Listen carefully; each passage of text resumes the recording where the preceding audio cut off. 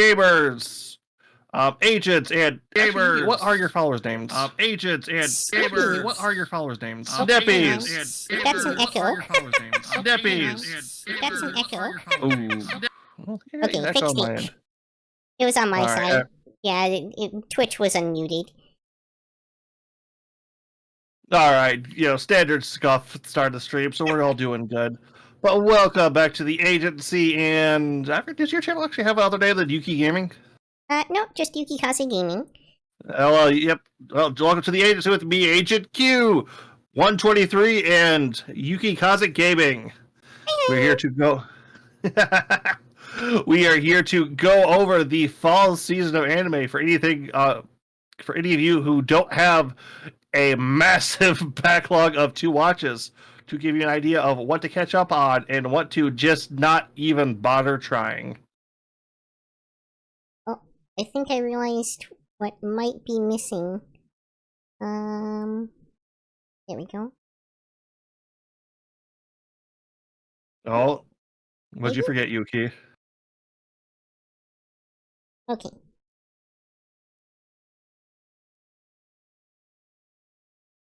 You got it?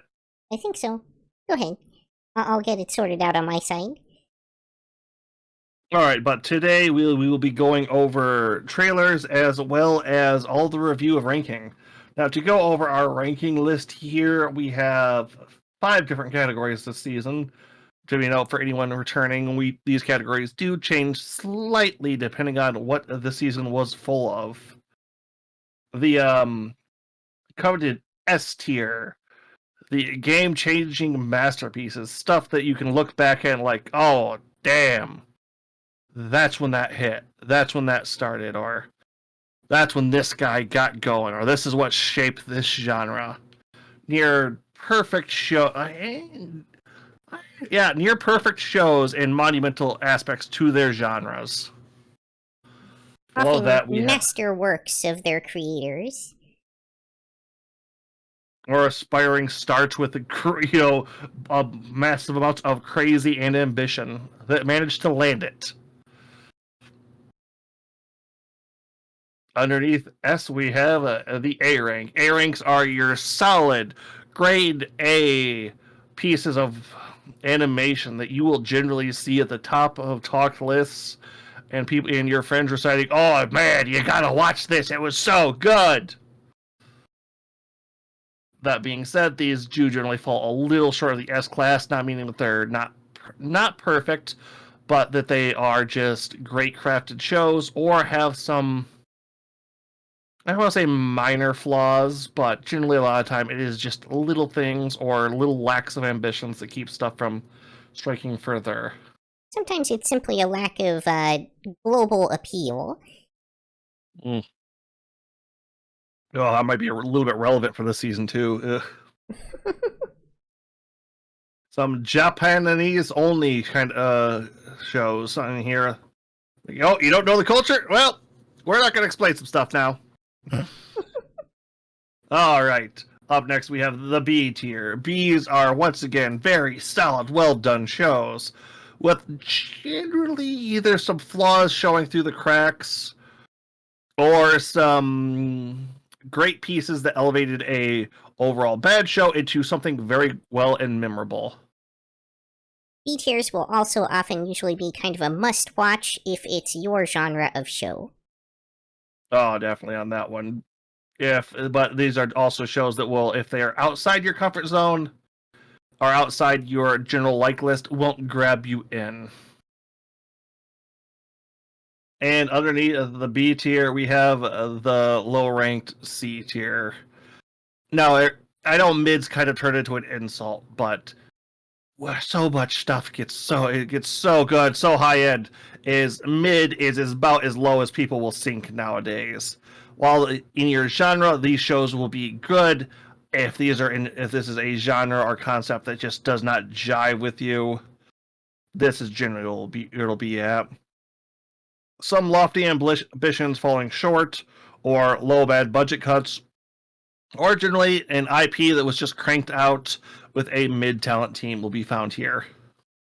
That matter, since we don't have a trash tier this season, we'll probably be putting a lot of our what we'd usually put in the trash tier here as well, since that's kind of the comfort food / junk food of the genre.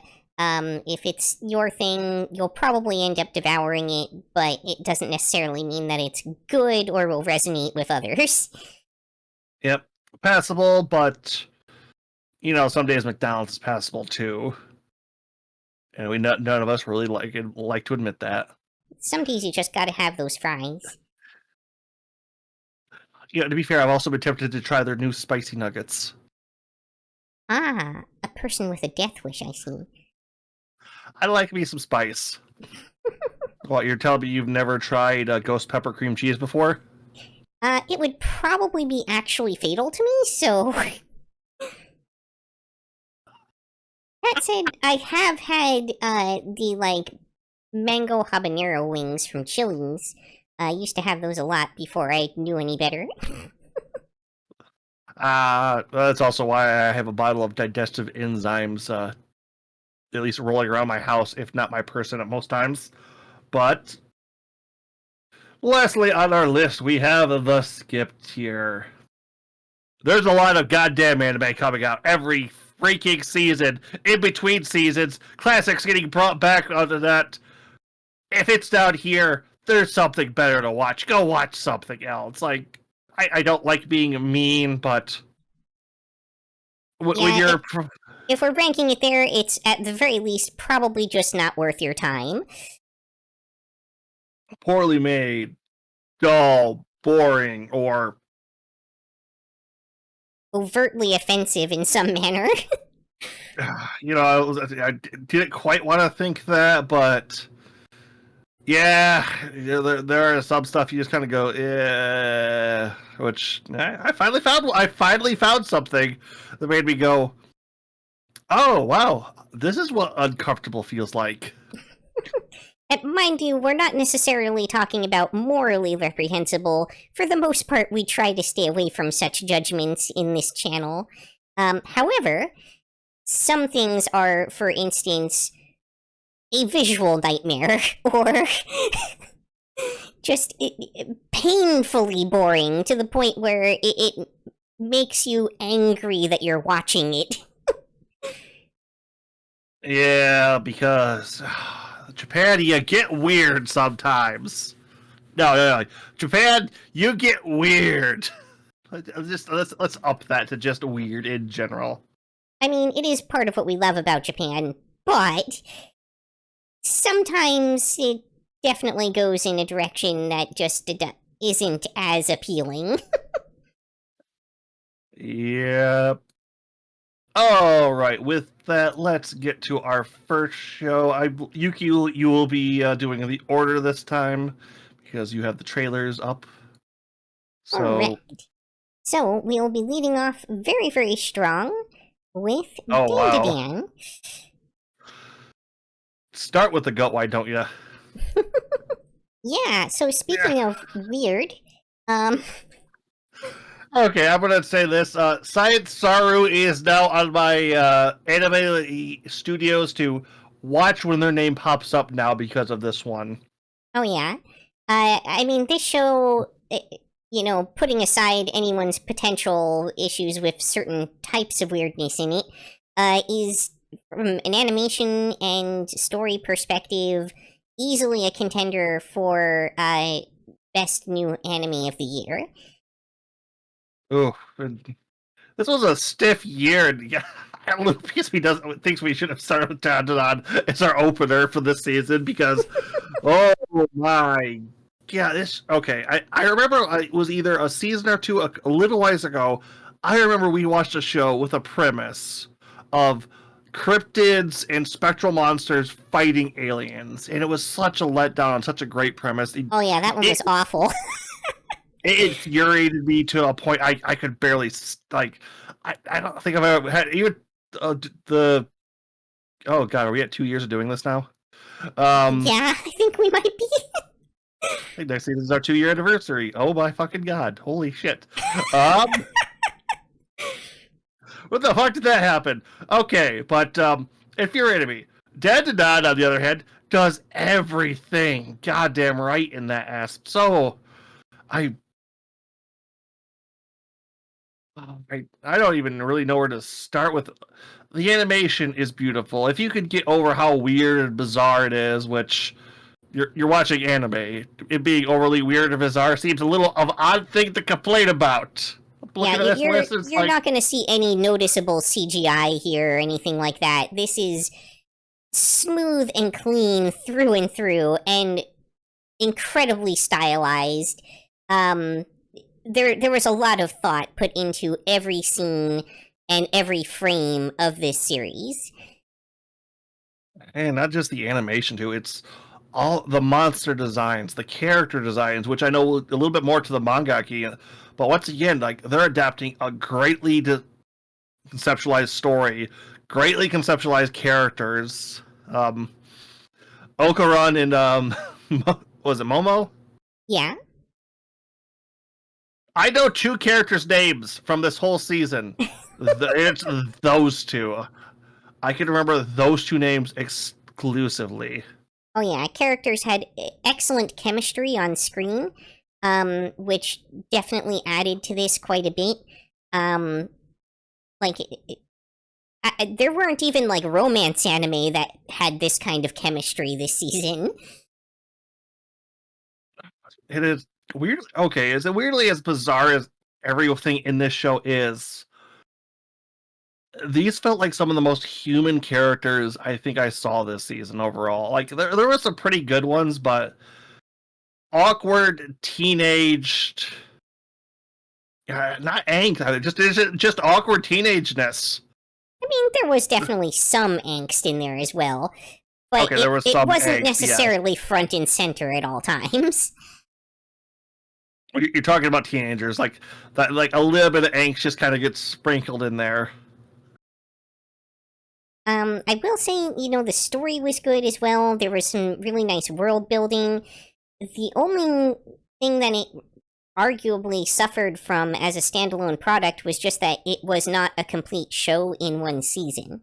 It very clearly was intending to pick up with like a season 2 after the ending, which isn't necessarily a bad thing in that I would definitely love to see more of this show. However, in terms of like rating it as a self-contained series, that's one of the only real nitpicks you can give it is season 1 just isn't a complete show. No, that is the minor nitpick. On the other hand, anyone in for the shonen long haul, this might be the contender for quite a while. Personal note, Hot Grandma. Holy shit, Hot Grandma. The gilf. Yeah. Hey, you can feel weird, embarrassed, or locked up about young women. You don't get much of that with the older women, though. Just experience. Not in anime for the most part. No, not unless it's like the old granny that's actually been turned into a lolly or something. That said, the standard warning does apply. This is a series that follows two high school age, and therefore underage characters, and does have them in multiple situations involving various states of undress and romantic and sexual chemistry. So if that's a problem for you, then that would be probably one of the few things that might keep a person away from this series. The main character does rip a dress open and bite titty at one point. Also, a significant portion of the plot does focus on the male lead's testicles. I almost forgot about that. Now, that said, it is for the most part in the service of either, that sort of immature humor that really, like, fits with the characters, or in service of kind of humanizing the characters, I guess you could say, and, like, really bringing out that part of teenagerhood. Yeah, there's so much we could talk about and keep going on about this, but I think I do want to rank this because there's a lot to talk about this season. Oh my There god, sure look is. at list. Look at this list, guys. There's some really weird stuff in here and some classics and some other things. Okay, I think if there's done. anything that we have a no-brainer S for, it's probably this one. Yeah, a little piece of me was like, oh, I hope you don't want to argue for A because it's not quite bold breaking because this feels like a I don't want to say game changer, but this feels more and more like what classic shonen used to get away with, just pushing the envelope, doing some balls to the walls, nutty stuff. Oh yeah, it has strong Fooly Cooly kind of vibes to it. Yep. Okay, next one ready up. Yep. Let's see what next we. up have Blue Box. Okay, one thing I do want to point out that it's been popping up in my feeds lately. Netflix is making a good play for anime. Crunchyroll has been, I don't want to say deteriorating, but Sony ain't doing good right now, and Sony ain't caring too much about Crunchyroll. So Netflix has, yeah. Well, when your CEO comes out with a statement, Crunchyroll is not meant for any kind of adults or older audiences. Oh no. Well, I had a feeling that would happen sooner or later. Especially with them looking at by Kanagawa for. So glad that they bought up all the anime streaming services and combined them into one, and then decided to do that. Yeah, obviously it's a great thing. All right. With that being said, Blue Box itself, I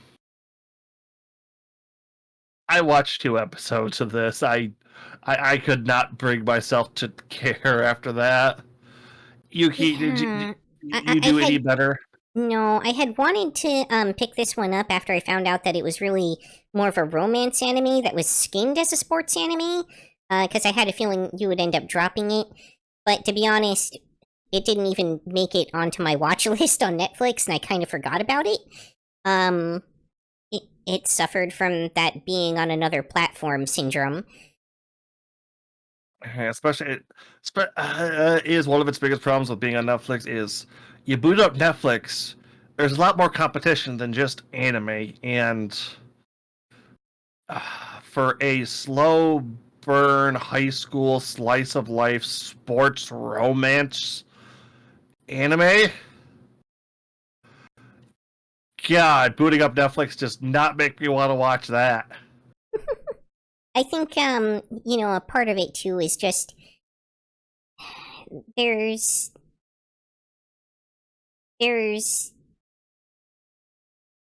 so many shows, right? Just within anime alone, and so few of them are on Netflix that it's tough for me to remember to log into Netflix at all to watch shows on Netflix.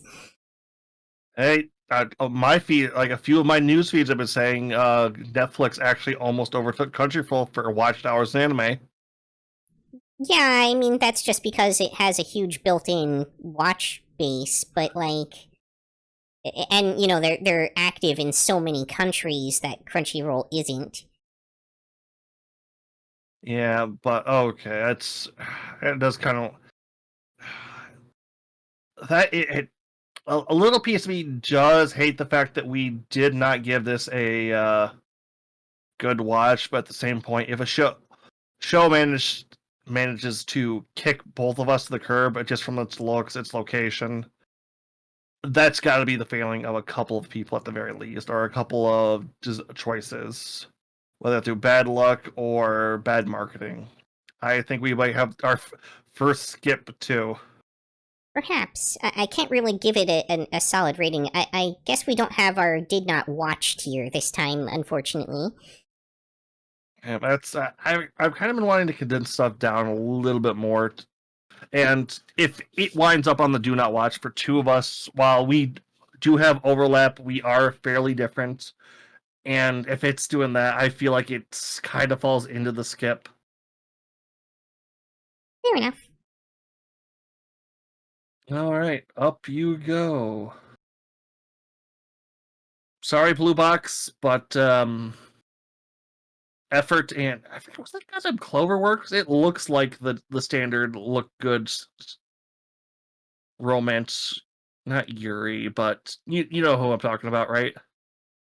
I think I know what you're going for Final there. Evergarden, Mishkobi Yabashi, Dragon Maid, whoever does those guys' studio, like their style. Could be, yeah. Really doesn't look anything like Dragon Maid, but I could see the resemblance to Violet Evergarden. Yeah, I know that studio normally does that. I know Dragon Maid's a little bit different on their art style, but all right, let's continue on to something we've actually watched here. Next up is You Are Miss Servant. Oh, that was an extremely short trailer. No joke on that one.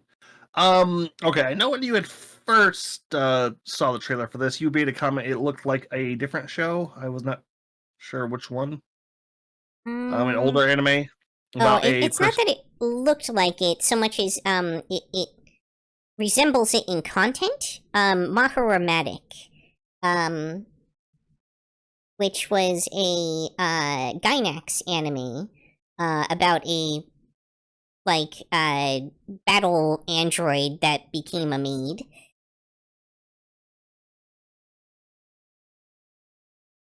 Okay. So here's the question. That's I early on put this one as a skip. I know you said you were going to try to watch it. Were you able to get to it? I was able to get to it. I did watch it all the way through. It's not that it's necessarily like a skip. Like, okay, the character designs in this are really nice looking. If you're into little sister characters, it has a really entertaining little sister character in there. Though she doesn't get a ton of screen time. I would say this is pretty much like a C rank. Like the detail level could have put this pretty high in the list in terms of visual quality, but it suffered from something that those kind of series often do, which is that so much of the time was spent on all of that detail that it was rare for them to allow the characters to move or do much in the scenes.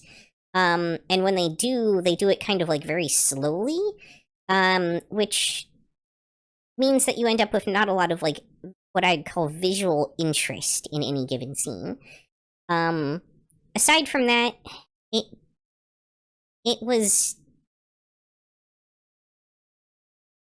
there's nothing really redeeming here in terms of like the plot or the character chemistry or anything like that. Really, the best character was the little sister character, and she's not enough to carry the show on her own. It's really just one of those like harem shows, but they those trade on their fan service, and this just didn't really have any of that. It's and you're still saying C after all that? Was there some kind of redeeming stuff to it? It's just that it wasn't overtly bad. Like, it's certainly watchable if it's your thing. Like, if this is your genre, and you can handle a show that is like this and doesn't have any fan service, then go for it. But it's just not, it's not interesting enough to give it anything better than a C for sure. Okay, being a bit generous with that, but you watched more of this than I did, and this is definitely, I think, more up your alley than is mine. So I will definitely trust you there. If not too much more to add, we can skip ahead to the next one too. All right, moving right along. Loner Life in Another World. Well, apparently a long-running series. Okay, Yuki, were you able to watch this one? Yes. In fact, this was one of the ones I would say I kind of looked forward to the most. Even though it's objectively trash. Oh yeah, no. The biggest reason for our absentee on the trash category was the normal isekai garbage we both fairly well enjoy was rather absent this season, with the exception of where did you go now? Of this one, or A Loner Life. That being said, while this is the classroom isekai bit, I will say I love that the main character, while strong, wasn't, drastically OP compared to absolutely everybody else. The bit that he was supposed to be underpowered and, wasn't, really kind of helped keep the show interesting and carried a little bit. But, like, I don't know. Objectively, it's not a very good show. If you're not an isekai trash goblin, you're probably not going to get much entertainment out of this. But at the same time, it was very enjoyable if that is your thing. Yep. If you like French fries, these were really good French fries. Yep. One other prop I really want to give it to it is, hey, introverts are a common place thing. Some of us just like our alone time and to be isolated for bits on time. Like you don't see us a lot because we like to be alone a lot. But this show didn't make him an incel. Like, oh, I hate the world, or they wronged me, or I'm afraid. It's like, oh, sometimes just being alone and just being comfortable by yourself is a thing people do. I think there's an analogy there, which is like the class project where someone has to step up and make it work, and you're an introvert, but you like step up and do it because it needs to be done, and that is the protagonist in the show. Yep, I'll definitely give you that. The rest of the class too, fairly well overall characters. The only kind of part where it lost me at the end was the waifu prize the main character kind of got, it felt like to me. Hmm. Yeah, I can see that. At the same time, like, the waifu prize, so to speak, was actually kind of another introvert, which I'll give him a little bit of credit there, at least. Oh, trust me. But Two either way, introverts living in the same house is very interesting because both of you just kind of avoid each other for like half the day time. It can also be very fun. That being said, it's not. I don't think I could give it B tier goodness. yeah, But I couldn't really justify giving it more than a C, even though it was one of my favorite shows of the season personally. I know that anyone who isn't into this genre would be a hard pass on this. yep. So yeah, this is the C rank. If this is your genre, it's your genre. You might enjoy it. If it's not, probably watch over it. But alrighty then. What do we have next on the docket? Next up is 365 Days to the Wedding. Alright, the quick back-of-the-box plot summary of this show is two extremely autistically coded introverts pretend that they're getting married to avoid being shipped off to Alaska. Hijinks ensue. If that description sounds like something you would be interested in, this'll probably be a good show for you. Otherwise, you're not going to find a lot here. This is a dry romance or office romance comedy. Comedy, yeah. Yeah, this is But like dry British humor almost for the most part. no, that's what I was kind of thinking when I said dry, and it was just kind of oh, I once again, this was 2 episodes for me, and then I couldn't focus. I could not focus on the show anymore. It was just nothing was bad, just nothing great. Yeah, I mean, it was definitely like a cut above a lot of the other shows we saw this season animation wise, which isn't to say it was fantastic, just that it wasn't at all overtly bad. Like there wasn't any moments that would make you cringe watching it or anything like that. There were a couple cute subplots and things like that. But ultimately, I can't really say that this would be appealing to anyone who's not specifically into the thing that I described. Yeah, this one. Do we have another C here, don't we? I think we do, yeah. All right, now we have to start placing these. Where would you like to put this? You Right there in the mid? middle, yeah. Yeah, okay, that's reasonable. That All right. one was. All right, that's. Nope, that's the Next up wrong. is Let This Grieving Soul Retire. Okay, Ah, I'm Fantasy gonna start. trash through and through. Yes, but it happens to have one of my favorite. Okay, if I say Eins und Golden syndrome, would you know what that means? Oh yeah, you're referring to Overlord. Yep.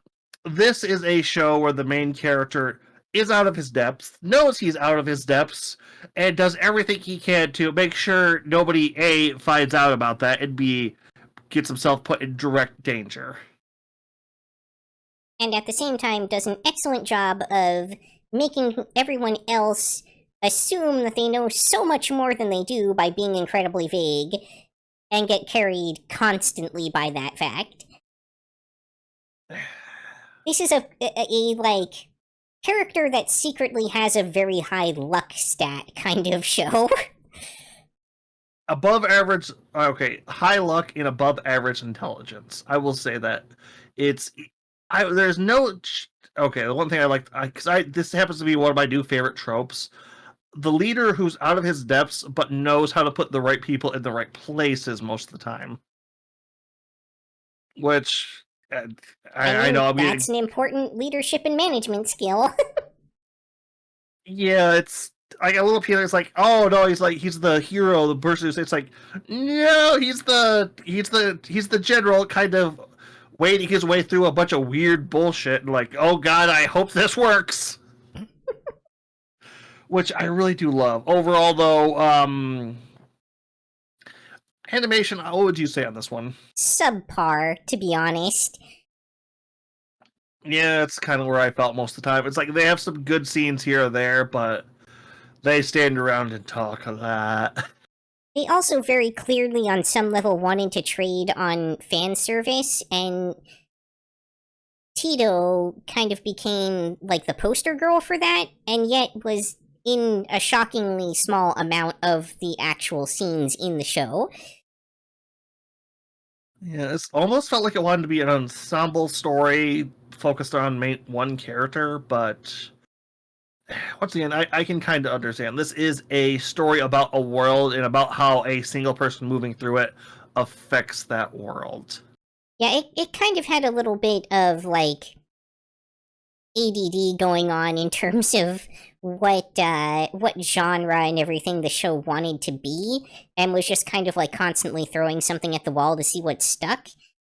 But I mean, it was a fun ride despite that. Yeah, this was a very. If you like the Eins und Golden syndrome, if you like the mild fan service, if you like the trashy fantasy world setting without the. They didn't actually bring up skill trees or anything with that, did they? This was a true fantasy world, wasn't it? Yeah, there weren't any like I mean, there were like classes and stuff like that, but there was definitely not a stat window in sight. Yeah, more along the lines of, oh, you've done this much stuff, so we're gonna like you'll be at this rank from now on, kind of. They did call the rank a level, but like it was clearly like achievement based, assigned by the guild, not like. And the fact that like when they start fleshing this out, the first thing they show you is, oh yeah, this weak guy who doesn't quite get everything right is a level 8, and this person who was an absolute monstrosity of a um like combatant and person on the field is ranked level 2. I think the main character does actually make like a jab at his own terrible stats at one point, and that might have been kind of the only time stats were brought up in the show. It's almost Yeah. like a moment of self-aware humor more than anything else. Overall, though, I think this isn't a skip worthy, but this is a C tier. Yeah, I'd say for me, probably right about there. Right, second not tier. not as good as Another World, but probably a little better than Wedding. Certainly kept my attention better. Yep. All right then. Let's see what is next on our list. Unless you have anything else you want to say. It's pretty good. Next up is Yakuza Fiancé Russ Race. This is like French at this point, I think, so I don't know how to pronounce that. Watanin Gali. Okay. So would you like to let's state the most toxic relationship I think I've ever seen in anime. I mean, it's that one of the main characters literally has a toxic relationship fetish that is fueling this relationship. You can't really get much more toxic than that. Well, I guess you can, because he also wants to, like, murder anyone who bores him, so... And I mean that literally. As a Yakuza, he wants to murder anyone who doesn't entertain him enough. Yeah, it's the show. Oh my god. Okay, but okay, so if you have a romance where the guy wants you to fucking destroy him emotionally, physically, sexually, probably. Oh, for sure, Everything sexually. else. And the other side of this love is somebody who is like, you know what? I'm gonna give you what you want. Oh my! This is a train. This is a train coming off the rails, loaded with dynamite and gasoline. It is a grand spectacle of a disaster, and I could not take it. It's just so goddamn good. Oh, as toxic as like this romance is, it's both sides are kind of evil. Yeah, although I would say that the female lead is just kind of forced into that. She's not really given a lot of options here. It's pretty much either things go really terrible for her or she takes charge. Yeah, I won't argue that. This is a very much of, oh yeah, no, I know how this works. Let's just fuck you up now. Okay, let's go. Let's fucking go. Um, I I don't want to spoil too much more, but if you're looking for a hard boiled, I think this had the mature rating on. No, this didn't have the. Weirdly enough, this one did not have. There's one of these shows had the mature rating on Crunchyroll. Yuki, do you know which one it was? Not off the top of my head, no. When we Trillion, get there, maybe? I will tell you. But yeah, this one doesn't quite there. It should probably be. If it had a little more fan service, it definitely would be. But I mean, okay, so it definitely had like graphic-ish depictions of oral sex and things like that. But it did it in like network TV way, where like, you know, they frame the camera so it doesn't show anything, but you can still tell what's going on.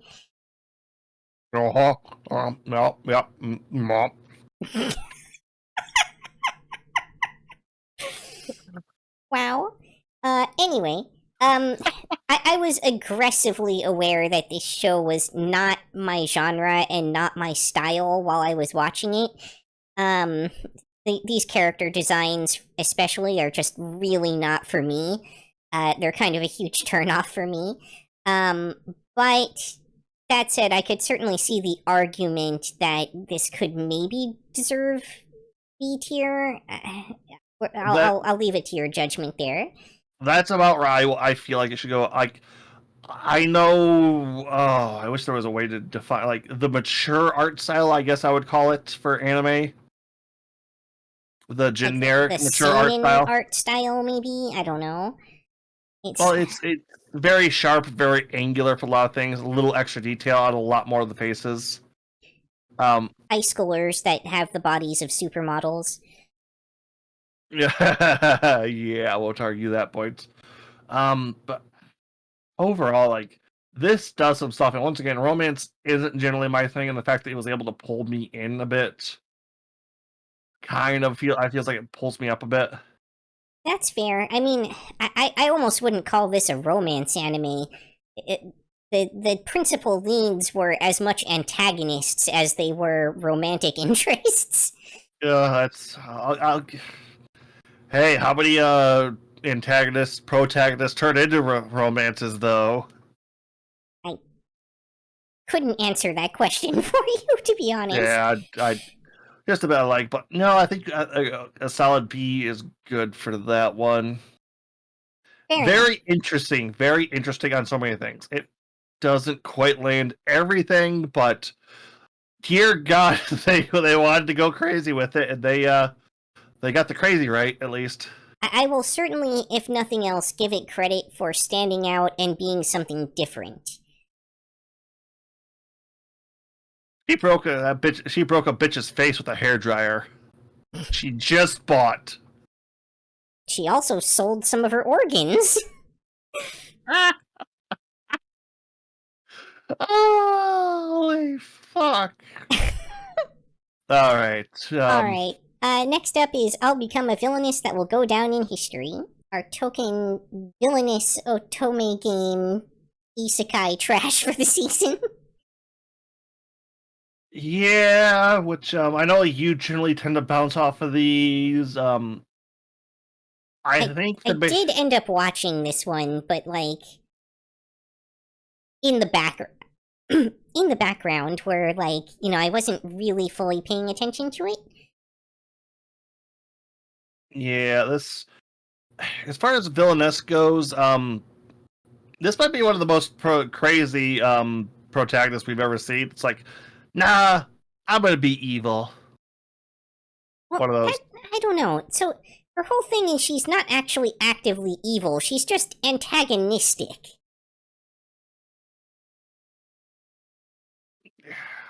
Because, like, if Yeah, anything, at every turn, she's, you know, overtly helping people, including the person that is supposed to be her arch rival. She just does it in a way that is very. bitchy. Huh? Bitchy. Hmm, bitchy's not even the right term. Just. Confrontational. Contrarian? It's like, Maybe I'm here even a to little be bit the autistic. counterpoint to whatever you say. Exactly. That being said, this was a very interesting thing. It it didn't want to go over. Oh, they just need to save the day, win the romance. It actually did try to develop, delve into characters, into stories, into different people with different concepts behind, like the heroine, the villainess, all that, which were as well as some geopolitics. It didn't do a lot. It didn't dive too deep, but everything it did wasn't incorrect. Just very bare bones. I would almost want to say. It kind of like alluded to the subjects without really going into them at all. Yeah. So it did itself some good. It did itself some bad doing that. The fact that they gave her an eye patch and made her lose an eye through a chunk of the show was a bit of a okay. Very tropey. Well, it's the Japanese also being a bit apprehensive about them people losing things like that. Normally, it's the great the badass warrior who was in a big fight or had a massive duel and lost an eye or something. They kind of seeing it like this and just the antagonistic villainess Well, giving up an eye. I think it spoke to the sort of uh like I'm actually drawing a blank on the word at the moment, but it's often translated as like eighth grade syndrome. Um, Oh that yeah, the yeah, I know what you're talking about. yeah, that the main character has that kind of shows through here. So and that's like maybe part of what made me stick with this one this time around is that the main character felt more like an isekai main character than an otome game genre specific main character. Yep. Okay. With that being said, though, this is a C. This is a C at best. Oh yeah, we're talking subpar animation and you know there's no real chemistry between any of the characters even if they're supposed to be. I did see one line you would you got a kick out of though, wasn't it? What was it? If it was you, I could live with being locked up. I remember whatever that was. I remember seeing you post a little while back. It just felt so out of place for the series. Yep. Okay. Where would you like to put this? I kind of think mid for C at the moment. I would probably personally put it under 365 days, but above Miss Servant. Okay, I could see that definitely. Then fun, but whew. All right. Alright, next up is Orb on the Movements of the Earth. I don't This know if was you a happen to do catch not this watch one. for me, so I'll let you take this one. Okay. This is the darkest show in this season. This is an absolute, not so much bloody, gory, or blatant with it, but conceptually. This is a not fantasy, not going to name any actual real places in our history, but very much based off real world history show about what the dark ages and medieval times were like, about what scientists and people who were just trying to figure out the laws of the world and the mechanics of how everything works had to go through. Um, they they so the person you saw in the opening there, minor spoilers for the show. They kill and burn him alive, or no, they burn him at the stake in episode 3. So See, all of the people you follow are dead by episode 3, nearly. one of those. That being said, if you like, okay, because once again, this is also that more Finland Saga style animation. Like I said, I don't want to say more mature, but the more heavily lined, the more heavy detail. This is to show, It's a bit. certainly an art style that's intended mostly to appeal to more mature audiences. Yep, Although I could see the argument that it feels a little bit like the Attack on Titan style slash character designs. I can definitely see that too. That being said, they if you're mildly curious about how they figured out astromechanics, I guess that's what it's called, the movement of the planets. Um, Orb is very much on there. It goes to break down the science of what it takes to do that. This is, I well, it also happens to be a Netflix show, so we'll see if this ever gets how that goes. No dub yet for this one, surprisingly, for Netflix. They're generally pretty on top of those, but Well, it's also usually a pretty good sign that they may not continue the show. yeah, which is kind of the problem here. I don't want to spoil too much more on this one, but Yeah, this is. If you like the darker shows, if you like a bit more grit in your anime, or if you like some historical esque dramas, yeah, I don't know if drama would be the right word, but Certainly felt like there was some drama to it. yeah, there definitely is. About the extremes people go and all that. This is a very good one. The other problem I'm going to have to say is this is not for everybody. This is not a overall great. Overall, I would say the animation was fairly decent. I have the worst eye for that, but I What I think I could want to tell throw from the this. preview, it looked alright. Yeah, I want to throw this in B overall. I think Fair if you're enough. curious, if you like historical esque shows, give this one a watch. Um, if a lot of death makes you uncomfortable, and if you're a bit religious, maybe stick away from this one. Kind of anti-religious overtones and undertones. Yes, very much so. Yes, Yeah, that's fair for a show about science in the Middle Ages. not the Dark Ages. I mean, there's a lot of overlap there, but yeah. Yeah, true. Okay, yeah, okay, yeah. My bad. Different word, same time periods. Esque. All right. Yep. Let us move on. Alright. Next up. The most notorious talker runs the world's greatest clan. Alright. God damn it! I'm an edgelord. Yeah, this is 100% fantasy trash. You could be forgiven for thinking this is an isekai, because it certainly feels like one, but it is in fact not an isekai. If we had a trash category, this would be going straight into that bucket, for sure. Oh my god, the edgy attitude, the dark clothing, the gun, the just hey, we're in a fantasy world. What do you have? Gun. The fuck? I wouldn't bring it up, but the goddamn ending credits just focus on the gun as it scrolls. But it's like, what? Why is a gun get so much freaking attention?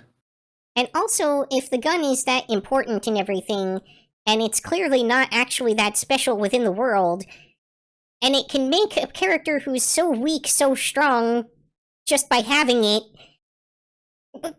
why aren't there more of these in use? Oh, I feel like I need an America thing for a soundboard now. But no, this is your dark fantasy trash edgelord. Ooh, I'm so much better. I'm gonna make all the idiots see how good I am. Prove them all wrong because my grandpa showed me how good he was. And you know what they called him? Over death. Yeah, this is very like middle school power fantasy. That being said, I fucking love this show. It's so fucking edgelord bad. Oh yeah, I'm not going to deny that I ate it up, but don't expect quality here. It's full of all kinds of stupid plot holes and stuff. The animation is meh at best.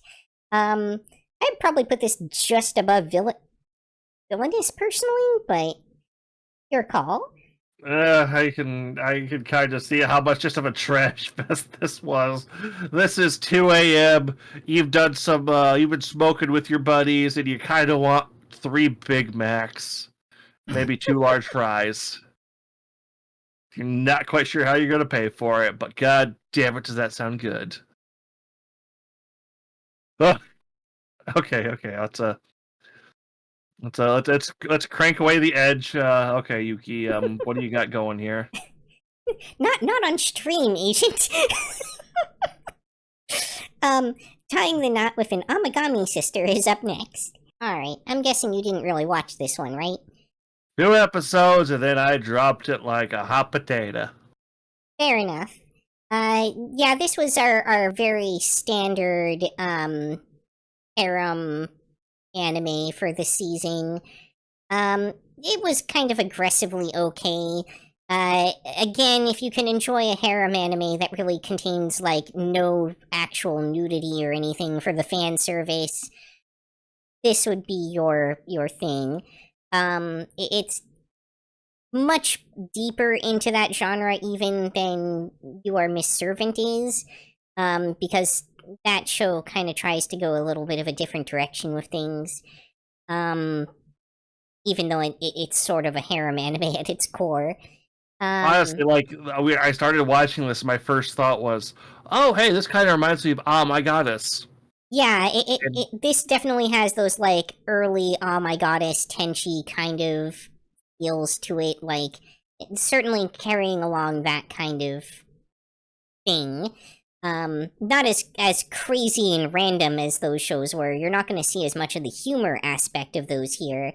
But that sort of setting where it's basically a single male surrounded by females, and they have their pick of the litter, so to speak, is very much although what this show is. it felt like one tsundere and then two I don't want to say mildly horny, but fairly horny for the guy characters. Kinda, yeah. You had like the tsundere, the airhead, like the big boob airhead, and then like the mischievous little sister character. But Yeah, again, if the standard disclaimer applies, if romance and sexual tension between underage characters makes you uncomfortable, give this a wide berth. it's a little bit better since it's like 19 to 17 at the bad end of this. No, I think, well, the oldest one is in college. She's somewhere in the 17 to 19 range, but the youngest one is definitely 14. Oh, I thought the oldest was like 22 or something. Jesus. Okay, Really? yeah. She's definitely, we know for sure that she's in an art college, but I can't remember her exact age. Yeah, did you go through all of this or I did watch the entire thing, yes. okay, I thought I heard there was a weird twist later on or something, but Um, kind of. There's certainly like a subplot that they go into involving one of the female leads. I don't want to spoil anything there, but like also don't expect any real closure from this series. another season or to be more aired. All Or right. maybe just expecting you to pick up the manga, I'm not sure. I would put this probably just above Miss Servant. Oof. Okay. Yeah. I wasn't enjoying it, but I know how hard it. I've read so many of the classics and good ones when it's like barely retreading the waving the paved ground. It's just cannot hold my interest anymore. But Yeah, there just wasn't really anything to elevate this one. Alright, next up we've got the healer who is banished from his party is actually the strongest. Yeah, as one might guess from the title, I'm quite certain this was a light novel adaptation, and again, very much feels like an isekai. You could be forgiven for mistaking it for one, even though it is technically not. And yet, full of stats and things of that nature. I'm a healer apologist. I really do hate it when shows tend to badmouth the tanks or healers for MMO style stats. When I don't know, like I forget. I think I ask this every time, but you play MMOs. Do you badmouth your healers and tanks often as the most worthless members of your party? Very, very rarely, and very often I'm filling in as those roles, so I fully understand, how tough those are. But nonetheless, occasionally you do get people who just truly are not prepared for the role and fail it miserably. Yeah, well, I'm more going on the point of I kind of get sick of anime. It's like, oh, the healer's the worst class. Oh, the tank's the worst. It's like, go play some fucking MMOs, you actual idiots. This show is bad. It's Yeah. It's trash, but oh my god, is it just some worthless, time-filling garbage? The plot is semi-nonsensical. Meandering. Meandering. It's that trailer had stuff from the opening and ending arcs. I can't remember what the freak was in the middle of it. Oh, incidentally, both this one and Talker have the thing going on where the female protagonist or female lead is like literally throwing themselves at them sexually, and they're just straight up like, "No, get out of my room." Yeah, overall, I don't want to waste too much time on this one because this is skip is skip. I'm not going to bother ranking these. It's well, maybe at the end. Blah. I mean, I did not. I got some entertainment value out of it as isekai trash, but I won't claim this one has redeeming qualities. I felt I was skipping ahead. I was just I was bored. I don't like being bored with my garbage. Like you could like McDonald's is bad food. So you could get a bad burnt stale burger too though. It was just good enough to put on in the background while I was playing, like, MTG Arena. I want to throw this and skip. Yuki, do you want to try to kick it up to C? If you want it in skip, I'm reasonably comfortable with that. I have a hard time defending that one. Yeah. Okay then. So, this is not technically an isekai in the most pedantic of senses, but the character does come into a world that is very different from the one that they remember, and in that sense, like in the looser sense, you could still categorize this one as an isekai. It definitely has a lot of the trappings. One thing I do want to point out that if some of the comic book readers in this audience I know is the 2099, I believe, is almost in reference to Marvel's. I don't want to say legendary run, but very interesting run of their 2099 comics, which gave us, the Spider-Man Beyond style costumes, as well as the edgiest, darkest Punisher series. It's a cyberpunk dystopian Punisher. If you can fill in the blanks yourself, I think at that point. I did like the tune of "Hey, what happens if a demon lord popped up in a cyberpunk dystopia?" That was refreshing.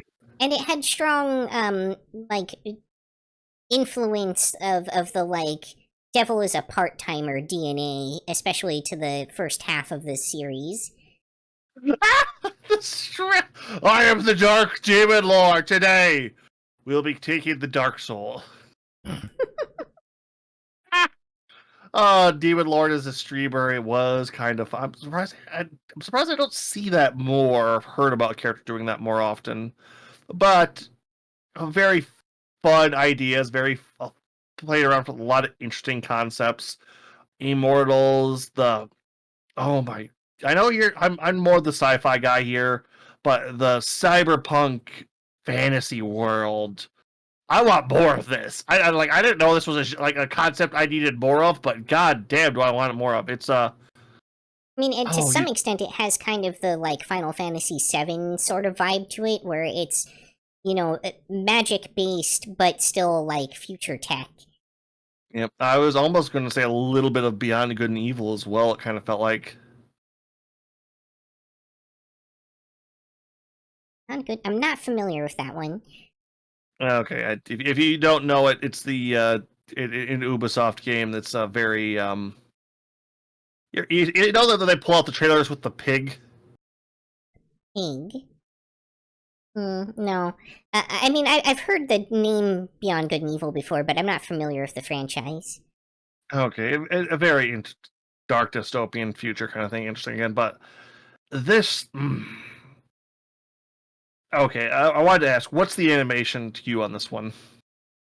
I think the animation for this one is kind of on par with your Miss Servant in that like you have these really detailed character designs, but they tend to not move a whole lot because of the difficulty involved in animating that. Yep, I can definitely see that. On the other hand, I loved almost. I'm sorry. The main character himself is such an enjoyable person just to follow.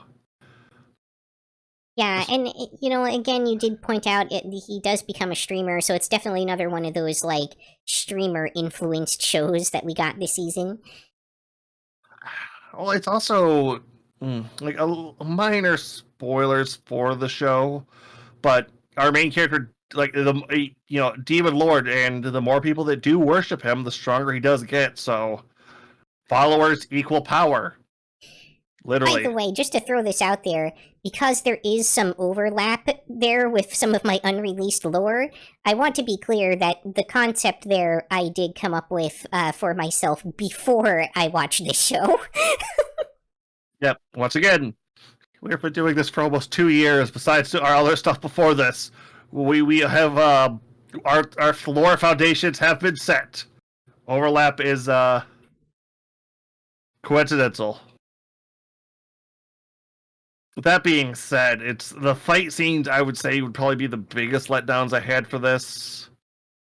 It's not a battle anime by any means. No, but it does throw in the concept here and there. It's honestly, it's like as much as it does include the cool concept, this feels like a show that makes you kind of want to think about the concepts of demon lords, the tropes, a little bit of the isekai genre, but at the same time, it I don't know if it's the reverse of just putting it in a cyberpunk dystopian setting, but so much stuff in this felt fresh. So many of the characters felt kind of unique and interesting.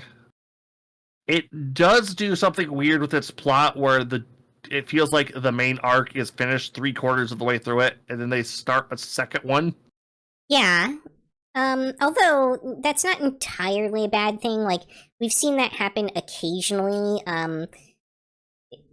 You could say that it was sort of a trend that started in a lot of ways with Sword Art Online, where you like catch the viewers off guard by kind of like finishing up the main story arc way earlier than anyone expected.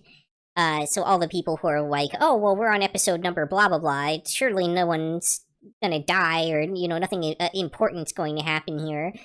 And it's still having that happen.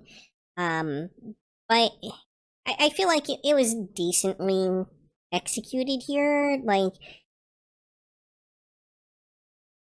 it Not wasn't bad to go into that second arc necessarily. It just threw you off a bit. Yeah. It did have the problem of making both arcs feel a little bit more rushed, but it is what it is. Yeah, the one thing I did kind of like is stories with immortals can be very interesting because you can kind of ignore it or focus on it. This tries to do a little bit of both. While a bunch of our main characters are immortals who have lived for amounts of time, you do also get to see someone who was mortal to start with and has now had to live an immortal life and how that can break them, and a little bit of not the contradiction, but the juxtaposition between them and our main character is interesting, and to see how immortals kind of they go a little crazy. It's like you're not getting around that when you live this long. You fill it with a hobby. Well, that and how they react to how much the world has changed around them. Yeah, it's either you fall into despair or you take it in stride and move on with your life. Not only that, but this one does something that most other series don't really do, which is touching on how the changing world as its perceptions change of the immortals. Oftentimes, the immortals are either just kind of like accepted as being there or are unknown to society. But in this one, that's an active part of the plot. It doesn't go too deep into those kind of weird social issues, which a show titled Demon Lord 2099, not the best place to go into the deep end on that one, but wading through some of the shallows isn't too bad, especially since that kind of stuff does need to be brought up every so often. You could say it touches on it in much the same level that Final Fantasy VII touches on its subject matter. In fact, there's even a very direct, literal parallel between the two. Mako Furnace. I was wondering if you're going to bring that one up. But, okay, here's the problem I have. It's, this speaks to me on several levels. I am the target audience. I want to put this in B. I could see this being C, though. Honestly, I'd say it's at least B. If anything, my consideration is it worth A. But again, I know I'm biased as well, which is why I'm tending to push it more towards the B level myself. Yeah, just because I know this is a bit trashy. This is a bit. They did an Oni maid they had an Oni and a maid cafe as a waitress. Everything that entails, not the sexy Oni, I mean like Oni, mythical beast, dark monster. And I loved it. This show knows what it is. But at the same time, it's also a bit of trash. But it's well written, it's fun, animation is serviceable on most levels. There was nothing that was like, oh yeah, that looks horrible.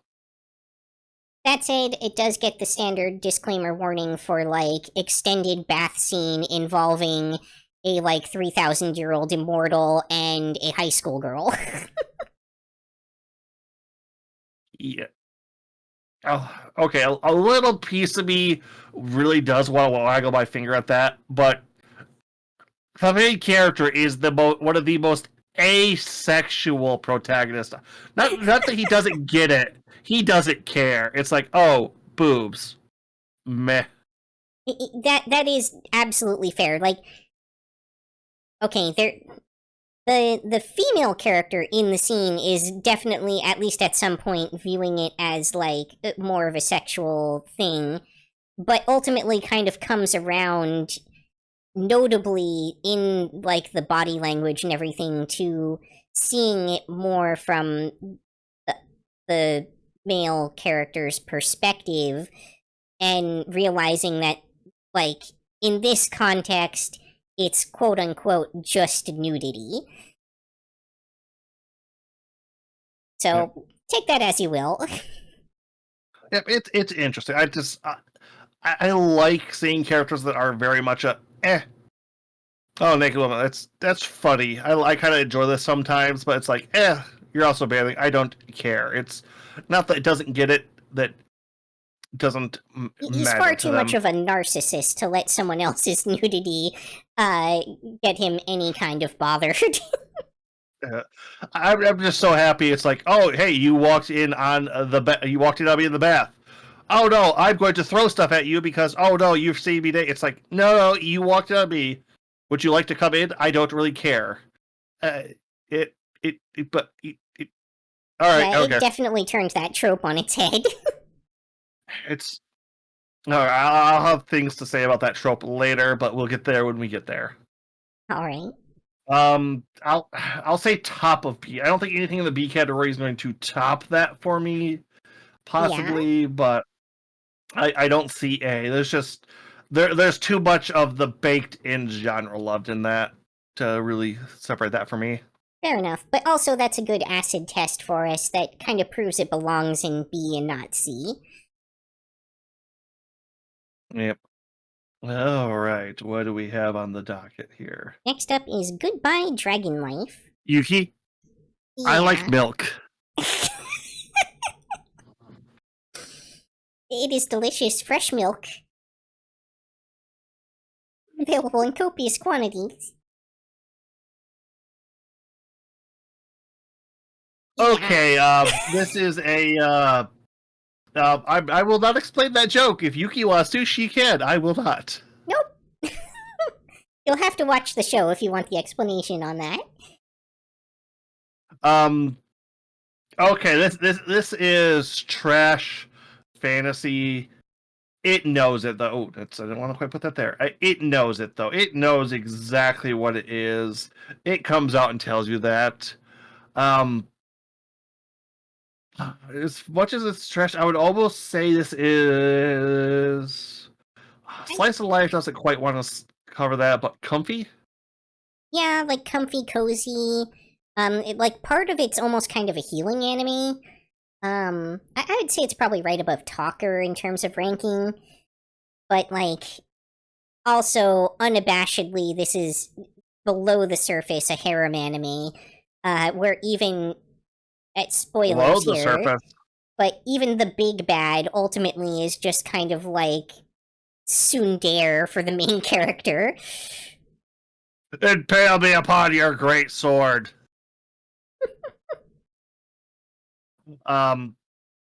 Yeah, this is a fun show. The animation is Definitely subpar.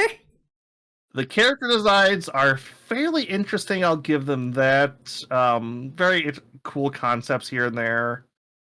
I'll definitely say that much, especially for some of the later creatures that pop up. Yeah, and fortunately they did mostly manage to stay away from, like, terrible CG, although, there were the, like, reoccurring demon dog things that were awful. Yeah? Ants! Oh god, the ants. Overall, though, we got another cute Lamia girl. We got goth Rose Spirit Girl. We got silver-haired heroine girl. And a couple of minotaurs. Sexy demon demi-goddess. All right. Yep. That's gonna be there. If you like trashy fantasy, this is probably the good boilerplate for you. It's very fun. There's nothing overtly offensive. A few things weird. I'll say that a few things weird, but done in the service of creative world building, I would say. And there's a few things that are thrown in that aren't quite for that purpose, but like, how can I put this?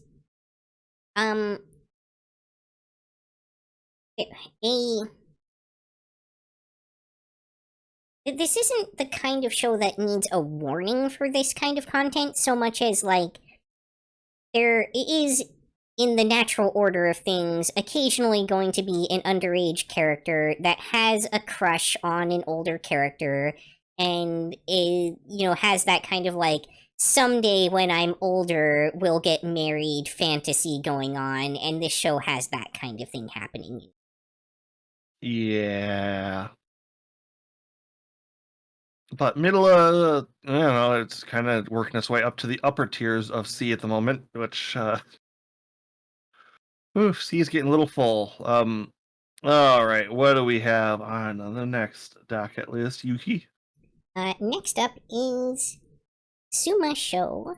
Alright, do you have anything to say about this one before I launch into it? Yeah, I did want to start on something like that. This show is in the wrong type of category to be told in. We were going over this before with the last episode of you just kind of expect to see some younger aged people in stuff that really isn't suitable for a lot of modern taste, especially a lot of Western modern tastes. And this show just happens to open with blowing both barrels right out of the gate on that one. Yuki, would you like to go into anything more on that, or would you like to dig right in? Well, okay, here's the thing. With a show, and I mean, we didn't really give the original title of... okay, this is the official title of the show on Crunchyroll, a Suma Show. But the translated complete title is something like "My wife is an elementary schooler." And for a show with a title like that in anime, there's usually a certain expectation that would come slapped with a huge content warning from us about, like, underage sexual content with minors and stuff like that. I I wanted very badly to finish the show before we did the stream. It was something I was hoping to power through today, and just kind of kept getting interrupted. But what I will say is, having watched up through about episode 7, this show gets almost every other content warning so far that from what I can see, except for that one. This is a show that deals with heavy themes of loss. This is a show that deals with child abuse, neglect, and physical, physical and verbal and emotional child abuse. And because of that, depending on your personal life experiences, this show could potentially be extremely triggering, and is, regardless, a very tough watch. That's not to say it's bad. It treats a lot of these subject matters with a lot of maturity, and thoughtfulness. For, like, it uses the situation that it gives you as a literary framing device to kind of look at these as a lens, but that doesn't make it easier to be the audience for it. Yeah, and once again, it's the fact that this is being done in anime, not a genre, but a telling Hi. style that's very hey there. I don't know how to pronounce that. Joe Pro? AJ05 Pro 123? Call me AJ. Hi, AJ. Welcome. AJ, alright, welcome. We are at a very touchy and odd subject at the moment. Overall though, this one, I hear it does good things. I keep hearing that it's just, once again, anime was the wrong choice to tell this story in. Wrong format.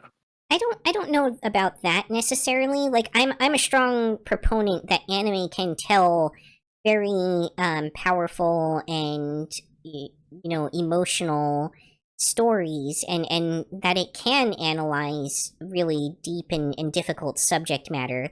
If you've ever watched Monster, for instance. Oh yeah, I won't argue that point. I won't disagree on any of that scale. It's the framing, I think. Like, the way this was marketed gave the audience an expectation that the show does not at all match. Have you guys watched Pluto? Pluto, yes, Agent was a big fan of that in the previous season, as I recall. Oh yeah, I think that one might have gotten an S ranking. I do believe. It was probably at least somewhere in the A to S tier, yeah. Yeah, speaking of Monster. Yeah? Same creator, as I recall. Yep. This, like I said, that's the problem. They market it to the I don't want to just say sleazy kind of person, but that's the problem. Anime has this expectation, it has these tropes common, and when you show a show like this, you have to be conscious of those tropes when you're designing and marketing something. And I think that's where this show failed the most. Because of that, I could not get behind it. It didn't help much that it was already not my genre. Yuki, where do you think this one goes? This one's so hard for me because Really, it was such a difficult watch for me to get through as much of it as I did. Like, I probably would have burned through this a lot faster if it hadn't been so emotionally chewy, so to speak. But also, because of that, I feel like the show deserves respect for tackling these subjects and doing it in a way that is mature enough that I feel like if someone is in the right place to be tackling their history with some of these kinds of problems, then this is the sort of show that may actually help them in working through that a little bit. And so because of that, I'm inclined to put it at least kind of on the low end of B. I can definitely see it. Like I said, the problem is not my genre and bad opening.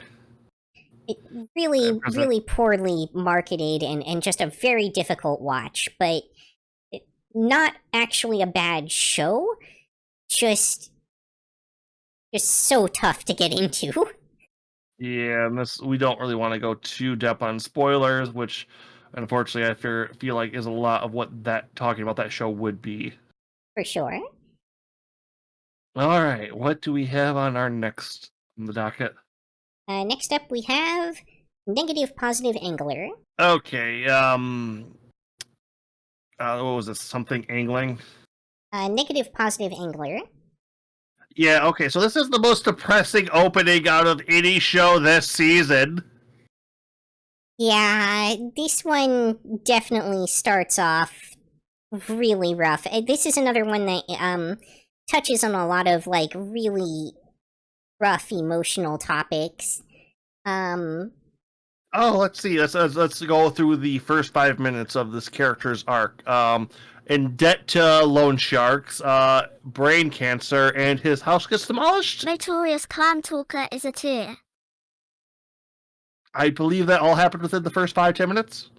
Yeah, that sounds about right. Definitely has some really, really awful luck there.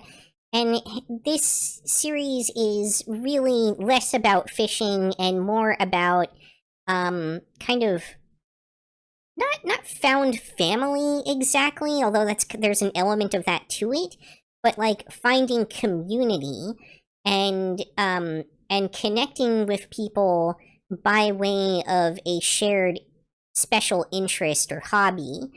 And I feel like that's kind of well, I should say, and then utilizing that to help you overcome and stand up to the difficulties that life throws at you and the trauma that you experience and kind of use that as a foundation to become a better person and to be able to cope with life. And I feel like that's kind of a powerful thing. In that sense, it's very much kind of a healing enemy as well. Yep. AJ, yeah, we have Notorious Talker in the middle of our C rank. Like I understand how much you love can love the edgy trashiness of it, but it's a bit of edgy trash. It's a bit garbage. But that's not to say we negative... don't love it, but objectively, it's not super high ranking. Yeah. Angler though, this I enjoyed the fishing, but this was too depressing for me. This I like the normal points where I tried watching this, I could not tune it on for too long. It just, oh my god, was it dark? Did it get dark? And oof. Yeah, it was definitely a real struggle for the main character throughout, but it does end on a more positive note than it starts on. So there is that. I don't know how you can end on a darker note. It's like you're at the end of your rope. Well, you could have fallen off the end of it. He tried. Yeah. Overall though, That's a yes, content warning here for like themes of self-destructiveness and possibly even like unaliving yourself kind of thoughts and behaviors. Yeah. Yeah. Negative, positive. Angler, you were a dark one. But I will say, yeah, animation-wise, since you were touching on that, animation on this is actually really, really good, except for the fish. I kind of feel like the fish were like something they had intended to animate over, and then ran out of time or something. it feels like pro bass fisher. Yeah, everything else though, like the water effects What are about really Demon pretty. Lord retry? Yeah, Demon Lord retry you can see up there on the B tier of the list. Definitely a very solid show. But again, probably not super appealing to people outside of that genre for the most part. Wait, have we gotten Demon Lord retry yet? Well, I think they mean Demon Lord 2099, unless that was a separate show that I'm forgetting about. I think there is a Demon Lord retry on our list. Yeah, I think there was a Demon Lord retry that was a different season, though, wasn't it? Oh yeah, you are right. That's you know, you are right. Like what? No, Demon Lord retry is different. Yeah, dude, I know what Yeah. you're talking. I remember that one. Wait, you, AJ, have you watched? Okay, I enjoyed season 1 of that. Season 2, episode 1. Yeah, you like what you like, but I'm not going to defend season 2 on that. That was kind of bad, in my opinion. But negative, positive, angler. Season Where do 2 you was want to put trash. it? Trash, yeah. Season or a negative, positive angler. Yeah, I'm pretty comfortable with putting it near the bottom end of B. B, you mean? Yeah, I thought that's what I said. I could be wrong. I heard E. I was just like, what? Near the bottom end of that E category we don't have, yeah. Yeah, no, near the bottom end of B I think makes a lot of sense. It definitely has some very pretty animation to it. It has some really good character chemistry, and I really like what they were going for with it. But it can be a little bit of a harder watch, and if fishing is super ultra boring to you, it is used as like the skin for this show.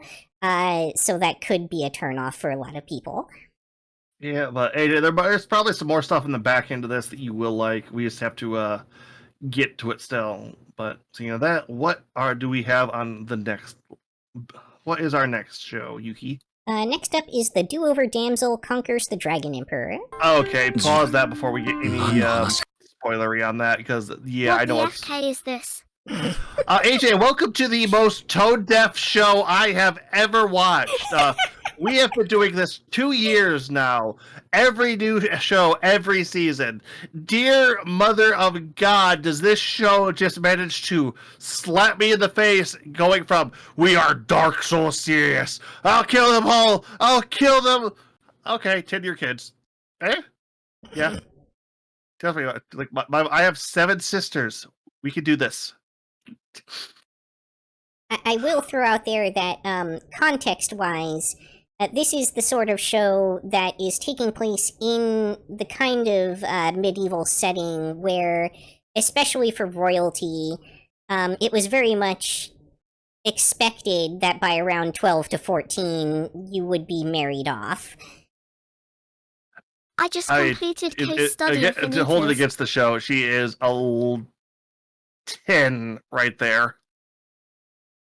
Maybe 11. I think she was actually a little older than that. The requirement was she had to be under 14. Yeah, no. The only reason I'm saying that is it's a plot point that her birthday was like in this time period, so she went from being 10 to 11. Mm-hmm. That being said, this is a regression show technically. Well, it's a time slip show. Isn't that what regression shows are categorized as? Not necessarily. It could be the kind of show where the character has physically regressed in age while the rest of everything else stayed in the current time period. Oh, I refer to regression as something happens to the character, they die or something else like that, and then they're restart from a young age. I know this is more popular in Manhwa and Chinese series, but it is a genre. Yeah, it's sort of like pseudo reincarnation sort of thing. Yep. A do-over, if you will. Yes. We saw something very similar a while back with now I'm drawing a blank on the name of that show, even though I really liked it. It's the semi-isekai one where the guy's like, "Oh, I was stuck at this level 2 mage." And now that wasn't even the one I was thinking of, but that just proves that it's definitely a trope. It's a genre at this point. Trust me. It's like it's they're coming down the pipeline, but a regression genre to be coming in en masse. Okay, I want to ask you about the animation on this one, because this feels like it jumps from cartoonishly comical to, I swear to God, that chicken is going to start in his own anime next season. Name one that you guys regret watching the most. Regret watching the most? Have to think about that. On the current topic, since I was just asked about the animation quality, I'd say this is kind of like mid-tier animation. There's certainly nothing to write home about here, but it's not aggressively terrible either. We're not seeing tons of like really bad CG or anything like that. It certainly has a lot of stylistic changes to it that happen very frequently, which help keep it visually interesting, and I think that's what you're referring to. Yep. As for show I regret watching the most, I only remember the anger it set in me. Mine is but there is that's a respectable choice for that. Yeah, I won't argue that one. There is a show about a Power Ranger team policing cryptids and other paranormal activity while also trying to fight. I'm sorry, this show just infuriates me for like untold reasons. I don't know why. This show makes me so like we want. Well, I know why. It's because you wanted it so badly to be good, and then it wasn't. But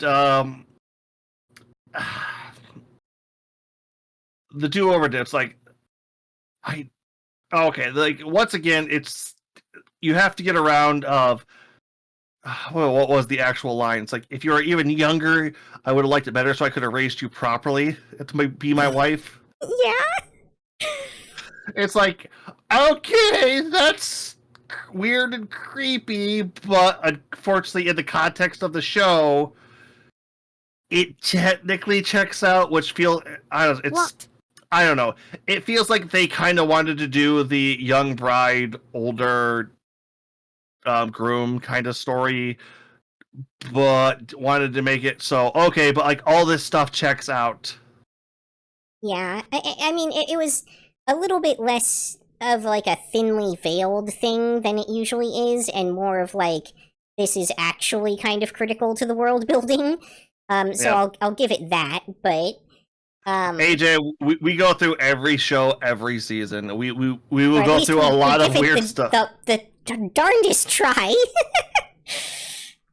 The heavier seasons kill us some times, but oh my dear mother of God. Okay, that does do that. They do a lot of interesting storytelling with the world building that I was worried was going to feel like, oh, this is the reason they have to. It's like do this, but does come out to be really well done, and I did like a lot of the concepts they did toy with. It's trash. There is. I would still say it's definitely not above a C tier. It's probably somewhere in the middle of that C rank list. Okay. It's like, once again, this is when I say tone deaf. I think I was watching Zero Punctuation or Totally Ramblematic nowadays when Yahtzee was pointing out, Sonic getting dark and depressing and very real feels a little off.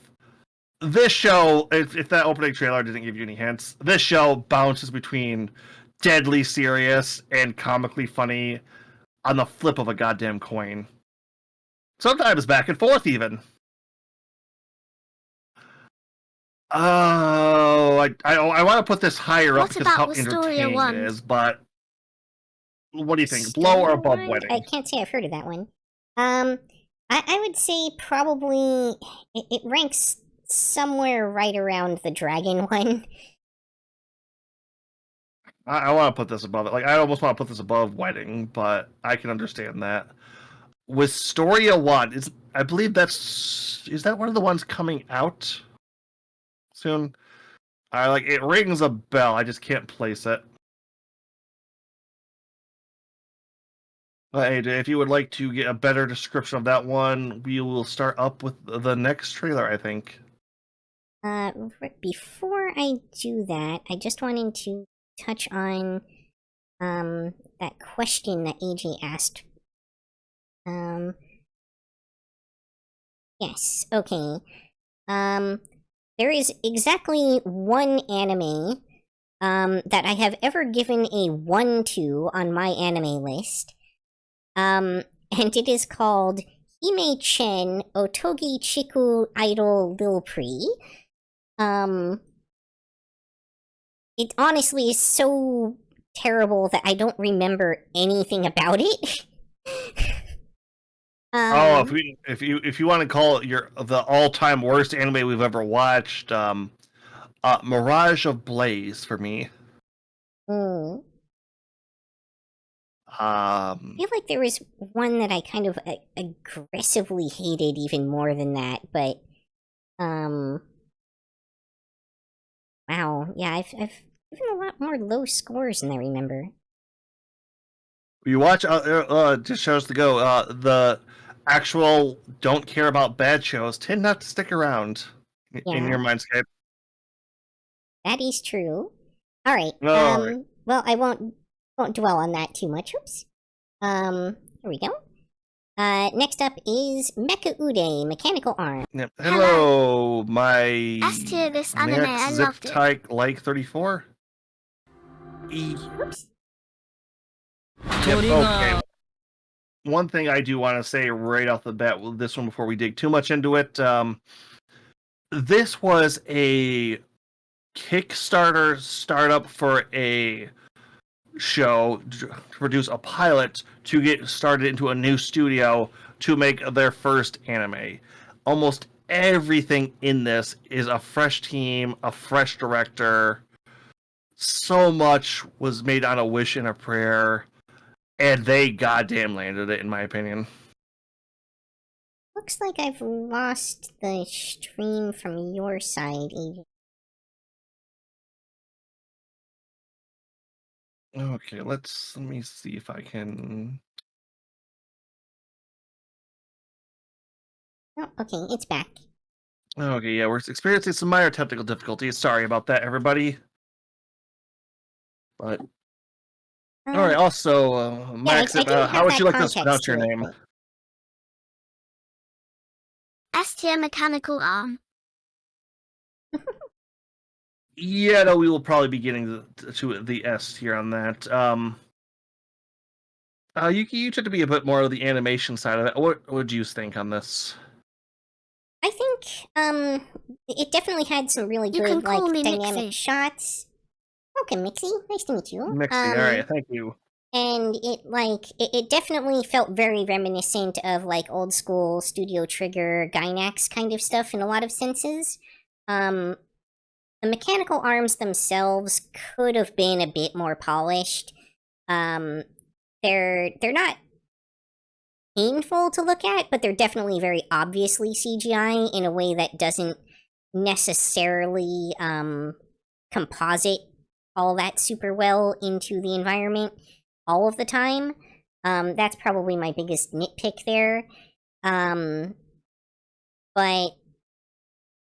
nonetheless, it's not bad overall, especially for like a first try out of a brand new team, animation-wise. Like, I could see how if they actually had more budget than just like what they get off of a Kickstarter and were, not as pressed for time, they could have done something even more impressive. Yeah, this was Have you a guys watched phenomenal The first Fable? outing. What would you say? This is the first season of an entire shonen crammed into 12 episodes. Yeah, But something like that. And in they, true, like, Gainax sort of tradition, they have, like, sort of a space thing going on at one point and everything, too. You know, this show gave me a lot of, like, Transformers vibes, I will say. it's a massive Transformers nerd. I'm kind of curious as to in what way on that one. The kind of aliens coming down and fish out of watering slightly onto Earth, or Mechanical alien life forms, yeah, doing what you described, but also having this, like, kind of doomed homeworld that they're, you know, hoping to somehow, like, resurrect or carry on. if I can kind of see that. That, Overall, and, though, and it's that, it feels like it's targeted at that kind of age group. Like, the show almost feels like it was intended to market to a toy line that will never exist, in all likelihood. I can absolutely see that. Where it really does shine for me, though, is everybody is a bit tropey, but they also feel like more real people than just that. Everyone has this little bits of awkwardness, or I have all this power, now I will crush you, and oh my god, these things suck up a lot of my energy. But I'll say that I enjoyed the random, like, fan shipper girl who kept showing up and, like, insisting on there being this, like, yaoi relationship between the protagonist and what is the antagonist for most of the show. I would say rival, honestly. It's like he's clearly supposed to be like the dark rival who eventually turns and joins you to help fight the big. It's like I could point to every trope and every character they were doing in this, Yeah. but at the same point, there was enough nuance to She is not everybody. rival. Oh no, No, we're not her. talking about the female lead. We're talking about the main character and the male character that's the younger brother from the company. The tsundere coded The green green haired guy boy. was rival. Yeah. That's who we're referring to. Yeah. He was very. He was a goddamn tsundere rival. I'm sorry. It's like I was getting tired of the tsundere archetype for a while there, but now I'm seeing it as the rival pop up more and more, and I'm kind of falling in love with it again. It's not like I want to save your life or anything. Baka. It's just like, oh my god. I'm not totally sure that I personally would put this show quite at S. To me, it falls more comfortably into the A rank, but I won't fight too hard against it being put in the S tier. My only real complaint is that it could have been better than it was, and that it doesn't feel like it's quite on the same level as something like Dan to Dan. Once again, I won't argue that Dan Dan is the Plot twist was also standout good. show this season. It's the fact that this was a Kickstarter startup into a new studio, into a full production, and it slapped this good. They managed to take so many classic tropes and write such a good story. If this studio can tune it up just a little bit more, we're gonna have. I'll also acknowledge that this sort of shonen isn't really exactly my genre, so I could be underrating the show a little. Yeah, I think I do have to agree with all of our chat here. Like, this does feel like a solid S to me. Like, it's, I wouldn't say solid. This is a shaky S. It has enough going for it, especially since the Japanese economy and industry generally doesn't look too kindly on weird Kickstarters or stuff like this, and doing all of that in this flooded market and then doing it so well. You can feel the passion and the love behind the craft in this show. I'm okay really with do have giving to it a give little that. extra credit and boosting it up based on that kind of thing. Okay, then let's head to our next show. What do we have on the docket here? Have Next you up. guys watched The Fable? Oh, I have not watched The Fable. I'm not even sure what that is.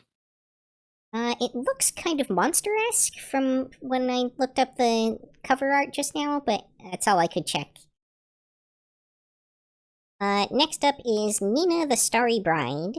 I do not remember what we rated Fable, but we did cover that last season. As for this show, I thought I would like it. I got to episode 3 and then started skipping through episodes bit by bit.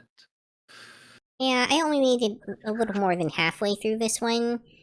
It was kind of boring to me, to be honest, but I felt like it's not that it was a terrible show, it was just too far outside my genre.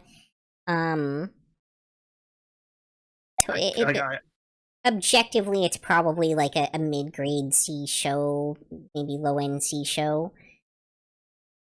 But we do great on some of a curb, and you have to go against its competition. And as for mid-grade fantasy romances this season, or just romances in general, it had some stiff competition. I want to throw this into the skip because I think both of us ended up trying and dropping on this one. And yeah, for me personally, it's definitely a skip.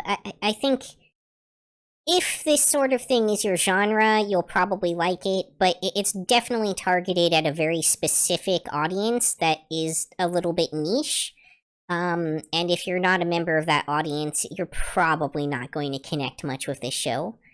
I don't even know what that is. This is a semi-dark fantasy. Is this even fantasy? I think it was just historical-esque. Quasi-historical. I mean, you could say that it's like low fantasy. Yeah, I guess at that end, but it's. I remember trying to figure out what era or setting this. It's. I don't know. It's the more and more I looked at this, the more and more, and I just stuff in the cracks I did not like. There was nothing to ground it, nothing to pull me in, other than semi-cute girl trying to not die through lie. It's because what it really is a romance novel, and it's targeted at the romance novel demographic. Yeah, I really do guess, but It's just like two guys going after one girl. It absolutely is that. But there's so much separate. It's there's some odd things on this one. They could have made it a lot less dark if that was their only goal, but I think it just hit too many wrong notes on this one. But all right, I don't like spending too much time on the skips. What do we have on the next on the docket, Yuki? Next up is Magiluminaire Magical Girls Inc.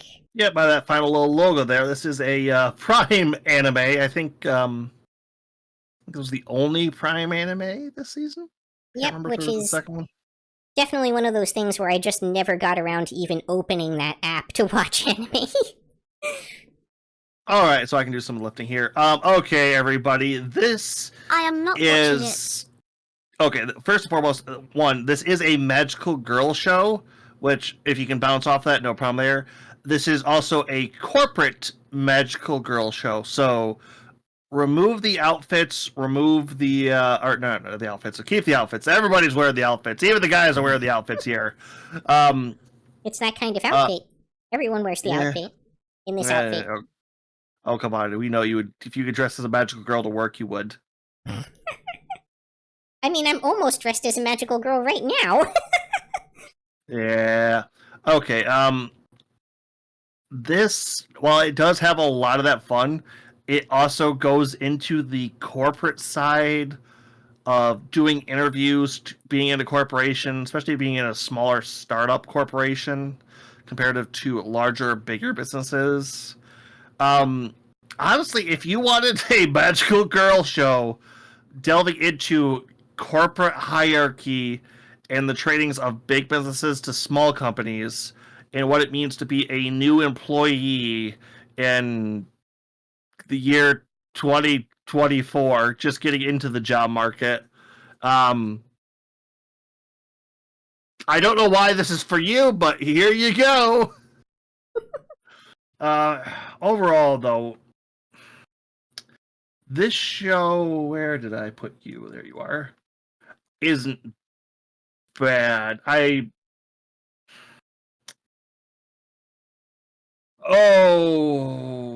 certainly looked interesting to me. I just didn't get a chance to check it out. Yeah, the problem is the monsters are CGI monsters, so Oh no. if you either love that or you hate that, they are trying to go for uncanny blobs of magical energy with some kind of aesthetic tied to them. So that's passable. On the other hand, I also think Transformers Beast Wars, a 2000 CGI anime, looks okay. So keep that in mind. Among the earliest CGI TV shows. The third. It is literally the freaking third. And from the same company that did the first one, Reboot. And the second, Shadow Raiders. I heard there is Batman anime movie coming. That's entirely possible. DC has definitely been pushing with that. I'm loving what James Gunn's got coming. Okay, the biggest issue I'm going to have here is C or B.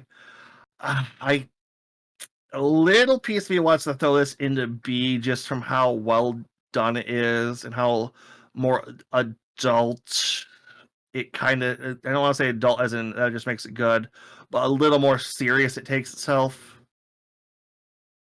I feel like bottom of B is where this one kind of is going to sit for me. Fair enough. If you got nothing more, I think we can pass on that. I think this is probably a good time for us to take a quick break, though, if that's all right with you. Oh, yep. You want to take a 5-minute bio? Yeah, if everyone doesn't mind, and we'll be back shortly. All right, everybody, take 5, and we will be right back to round out this list. We still have quite a few to get through. 3, 2, 1. All right, welcome back, everybody. I believe we were going to kick it off with another Next trailer series next? on the list. Yep. No. Yep, Taking a second to get back.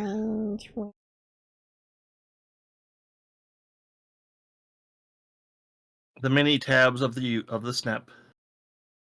This isn't even that. This is just like in my sources what I need to have showing at the moment.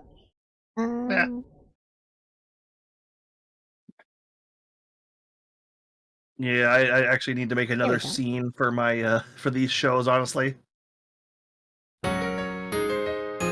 Oh, Wait, sorry. Next up is How I Attended an All-Guys Mixer. Honestly, if I had to pick the funniest romance this season, this might be it, just from all the gay panic. It is absolutely trading on gay panic, for sure. So if some of you are familiar with the concept of drag queens, I believe the concept for this one would be drag kings. Correct, yes. So a bishi bar, come to watch bar. A host bar centered around hot, androgynous, feminine looking men, basically hot guys, style guys, yeah. Yep. So all of the main female interests are this type. Basically, they couldn't get enough hot guys, so they dressed up a bunch of women who could pass as guys. So I'm not even sure it's that, actually, because they exclusively have women dressed as guys that they're marketing to the public as hosts. So it seems to actually be the secret theme of the bar. I mean, I can buy that. Overall, this I didn't finish this one, mostly because it kind of got lost in the shuffle, and while it was entertaining, it wasn't my thing. I did enjoy everything I watched of it, though. It's the different archetypes, the different tropes playing off each other. There was just so much to enjoy here. Now, the fact that this is ostensibly a romance anime that Agent was interested in, I think, says a lot. It definitely did a decent job of keeping my attention. I definitely kept up with this one. I won't say that it's the best representation possible out there, but it is interesting that we're getting some of that type of representation, and that the female characters in it were not at all ashamed of what they were doing, and in fact had a tendency to continue dressing in drag even outside of their workplace. So that is very unusual in anime. And I'm a proponent of giving things credit for being at least vaguely passable-ish representation where there is no alternative. So, I mean, it definitely wasn't something that'll probably catch a lot of people from outside their genre. I would say this is at best like on the high C, low B scale. But it wasn't a bad show, and if it sounds of interest to you, then it probably absolutely will be. And if it sounds like it's totally not your thing, then it probably absolutely won't be your thing. Like I said, I could see this B. I could also see this at the top of C. What You're better at making these calls on this genre than I am. What would you say, Yuki? I'd say it's probably not really better than anything that we have in B, and it doesn't really have all that much substance to it. It's basically just a comedy, romance that trades on gay panic. So I can't really justify giving it more than a high C, I don't think. Okay, I can throw this at, because that's about where I am. It's like it's on that line to C to B for me. I can throw this at the top of C. I'm pretty comfortable with that, yeah. All right, on to the next showing. Next up, we have Aoi no Miboru, the Blue Wolves of Mibu. Well, it fixed itself just for the ending. Oh no, were you locked out of it? It froze a couple of times on me. Oh no. I'm not really sure what was going on there, but We seem to be having some trouble with the Discord because the stream from your side cuts out occasionally as well.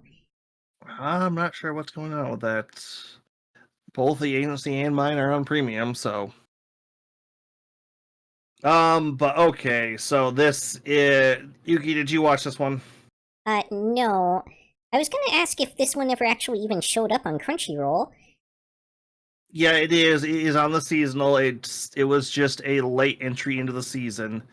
If you were here at the beginning, I made a comment on there were a handful of shows that require historical Japanese context to watch. This is one of them. This is very much baked into a bit of an odd, almost warring period in right at the tail end of isolationism Japan.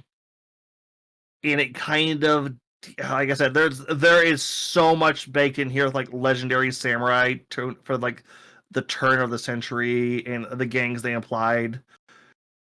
The problem I have with this after going through it wasn't the cultural context that I was missing. It was the fact that all the characters feel like fanfic inserts. Oh. Not like the worst way, but it's like, oh yeah, this historical gang of legendary warriors, but there were really these secret three guys who were like doing odd jobs behind them, but were also all kick-ass warriors. It's very well done. Like when I say fanfic, I do have a little bit of that negative connotation behind it, but it's highly well done fan fiction. Hmm. At least that's what it feels like to me. Overall, though, it doesn't look bad. There's no horrible CGI. There's nothing standing out. But at the same point, this is it takes that Japanese context that you need to have for the culture. Which, if you're in depth in that, I could see you liking this a lot more. If you don't have it, there isn't a good hook for you. Is the problem? Yeah, so definitely not for people who are cross-genre on this one. Yeah, it's like I could see low tier C just if you do have the context, but I could give it low tier because, like I said, it's like this was enjoyable. It just felt like I was missing too much context behind a lot of these characters. Mm. Oh, All right. hey, Next up, let's. stories of girls who couldn't be magicians. I'm just gonna pause it there. Honestly, this is actually the art style that you see in the series as well, and we touched on this last time. It's kind of interesting for like a minute, but then it quickly becomes clear that they're just using these same filters over and over to mask the fact that all of the characters are CG. You can't binge watch this show. Dear God, does that filter tire out your eyes after a bit too? Yeah, This it is visually exhausting. On And top not in a of that, good way. on top of that too, we have Little Witch Academia at home. This is I wanted to be a magical witch person, Harry Potter as wizard or magical, but don't have magic or don't have the skills or didn't get select. There are some other shows coming down the pipeline that are going to do this better, and there are shows that have come out that have already done the same thing better. This is treading worn ground with a fancy filter. Yeah, and it wasn't interesting or anything either. This one I definitely could not stick with. It was a drop for me. I'm for me this one goes in the skip category. I'm not going to argue that one. This was tiring to watch, both as a visual aspect. The story was. Owl House did this fucking better. It only did this in like a 3-episode parody. Way better. This was good on paper, good in opening looks. It doesn't hold up on in most metrics to me. If you really, once again, I like Beast Wars. This exhausted me. This It could have been an okay short film. It did not need to be a series. no okay. What do we have next on the list? I really feel like starting with Dod to Dod was a bad idea at the board before we get through this season.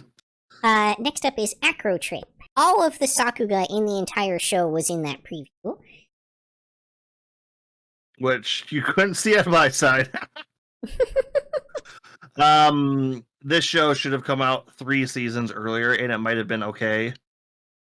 It's following in the footsteps of other magical girl shows that have done a lot more interesting concepts similar to this, as well as other villain stories that have done so much better than this. And does it do it? Okay, I skimmed through a lot of this, honestly, just because of how bored I was. Did this do anything? Because I could not figure out any angle, pretty twist, much concept. dropped it after our first initial chat on this season, because it was not good. I mean, truly, it was like, let's take blushing over magical girls and remove all the stuff that made it at all good or interesting. And this is the product. Well, it's like I was kind of confused about what the show was trying to do, because main character likes magical girls, but then it's also gets more and more intertwined with the evil organization. Yeah. Which like I said, stuff was. This feels like a nuanced take on an episodic show that doesn't know what it's doing with its take, and I couldn't quite place what it wanted to do because I don't know what the development was other than the main character decides I kind of like being evil or being part of this kooky semi. I don't know. It's It, it left Skip a is going to lot be to be worse. desired. I definitely call this one a hard skip. I can't justify recommending this series to anybody. No, it's bland. It's dull. It didn't do anything. It's not even fast food. It's like crusty brand imitation gruel. I'm just picturing the SpongeBob episode where they have the crab cells out. And they're just feeding like the auto slop Krabby Patties that look okay. Yeah, probably Okay. something like that. Alright, next up is A Terrified Teacher at Ghoul School. This show was not good. Okay. I have two things to say about this show. One, it's goddamn Scooby-Doo in the Ghoul School. Down to the very... It's Japanese Scooby-Doo and the Ghoul School, down to the classic monster tropes, because these are all standard Japanese yokai. A bit more of that context coming into play here. The mannerisms, the culture, a little bit of that. But I could not tear my brain away from that comparison, and I don't make that comparison. 3 shows that do this better. Yeah, and it's like... I'm just picturing in my mind. It's like, oh yeah, that's cool. I wish I knew that the content. It's like it's expecting you to know some of these yokai. It's expecting you to know some of these cultural tropes. It's expecting you to know so much going into this, and then giving you not much else. That's not even its biggest crime by a wide margin. Probably the biggest crime that the show commits is that it very much wants to be a comedy, and it is not even remotely funny. Yeah, like I said, I'm wondering if there's a lot of puns mixed in here that just don't translate well, lots of cultural context that just does not translate to a Western audience. There could be some of that, but I'm inclined to believe, based off of what I can see and tell of this show, that it's just bad. I can understand that. Is this a low C bad or a... No, this is a hard skip bad. Save yourself some time, go watch some Rosario X Vampire or something. Because even that was way better than this. Yeah, the Scaredy Cat teacher really didn't do much for it. Animation-wise, I thought there were some entertaining designs. Nothing stood out to me, though. Animation-wise, it was like, again, at best on the low side of par, but probably not even that. It was below par. Yeah, a couple of the character designs were vaguely okay-ish, but, like, they don't even stand up to designs from similar series from the early 2000s. So I can't consider this to have any redeeming qualities. Alright, we'll throw this straight into the skip again. Alright, we are in the home stretch, people. 6 left. Make sure Next up is Trillion Game. Okay, I'm gonna say you bounced off of this hard, Yuki, right? Pretty much. I had gotten through, like, episode 3, and I had kind of hoped to go back and watch more if I found time, but that definitely didn't happen. Yep, time can be good. once again, I was going into the business side with the Magical Girl show a little while back, but this show dives right into it. It's also the only mature rated show on this list today, this season. Why? Yes, you did call it. Why? Okay, it's uh, mm, Rated M for capitalism. I know why. It's because of the shower thing in episode 2. I bet you anything it's because of that. It only takes one This, little thing to bump up that rating. which is weird considering all the other weird fan service we got. Maybe because the critics should actually understand the rating on this one. I don't know. All right, because it probably looked more mature too. This show is, I know nothing bad. This show is a not so much a mystery, but a kind of genius. If you watch Kaiji, if you watched other, get rich or business style shows, this is very much in their ape. I would say it does a fairly good job of everything it does too. It's the only thing I'm very much worried about is the animation style throwing a lot of people off right away because this, I don't want to say ugly, but what's a better word for opposite of cute?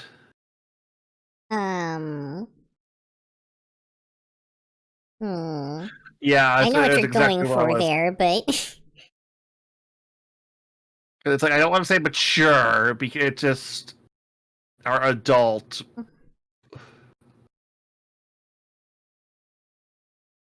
if I come up with a good synonym, I'll let you know. But overall, this show manages to be tricky, be a bit thoughtful, and have one of the most over-explained fart jokes I think I've ever seen. Period.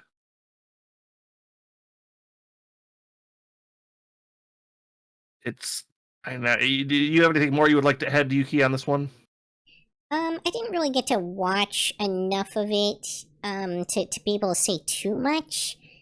Um, it, it seemed like it was setting up to be like one of those kind of clever things, but I wasn't really confident it was going to deliver on it. Did you feel like it actually made good on the promise that it was setting up in the first few episodes? It did a decent job of doing that. I'm not going to say it was like mind-bustingly crazy smart or overly confident, but it knew where it was trying to shoot, and it did manage to hit the target, if just a little bit off here and there. But overall, doing amazingly, I would say, or doing fairly serviceable. If this genre had more competition, I might say, oh, like it's like it might be passable, but like the last time I saw a show like this, I think it was Mr. Tokugawa's Middle Management Blues. Hmm. Don't think I'm familiar with that one.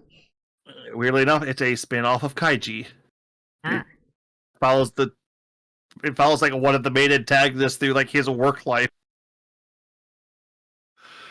I see. It's an interesting show, but overall, I want to throw this one into. It definitely wasn't my thing, but it seemed like it could be maybe B quality material I want to throw this if in it B did just because well. if it was a little bit smarter, I would almost throw this in A. But it's intelligent, not genius, is its biggest downfall. That being said, the character dynamics between the two main people, it's not quite the thin man, fat man, or the strong dummy and the smart weakling, but it definitely has that dynamic duo bit going in it. They do work great together as a comedic and on-screen presence. Okay, might have some words that kind of are what you were going for ish, maybe. Unattractive. unaesthetic. Yeah, I can kind of see that. It's just, once again, it's, if you guys saw from the trailer should have been working on my side finally. You can kind of see it from the cover. This has a art style. It's not the prettiest art style, but it's not ugly. It's intentionally, Homely? yes. I like that. Okay, you have anything else to add, Yuki? No, not really. I definitely did bounce hard off of the art style, and that was definitely one of the things that put me off for this series. Yeah, I definitely figured on that one. All right, then let's Next up see what is we. Haigakura. I forgot this show was a thing. I dropped it so hard after those first couple episodes. Yeah, you mentioned there was only one Prime show this season earlier, but this was also Prime. Yeah, I was trying to think, like, was there another one? It's like, nah, if there was, I would remember. It's like, oh, oh my. This was a hard did not watch for me. I. The first word that comes to mind is nothing burger.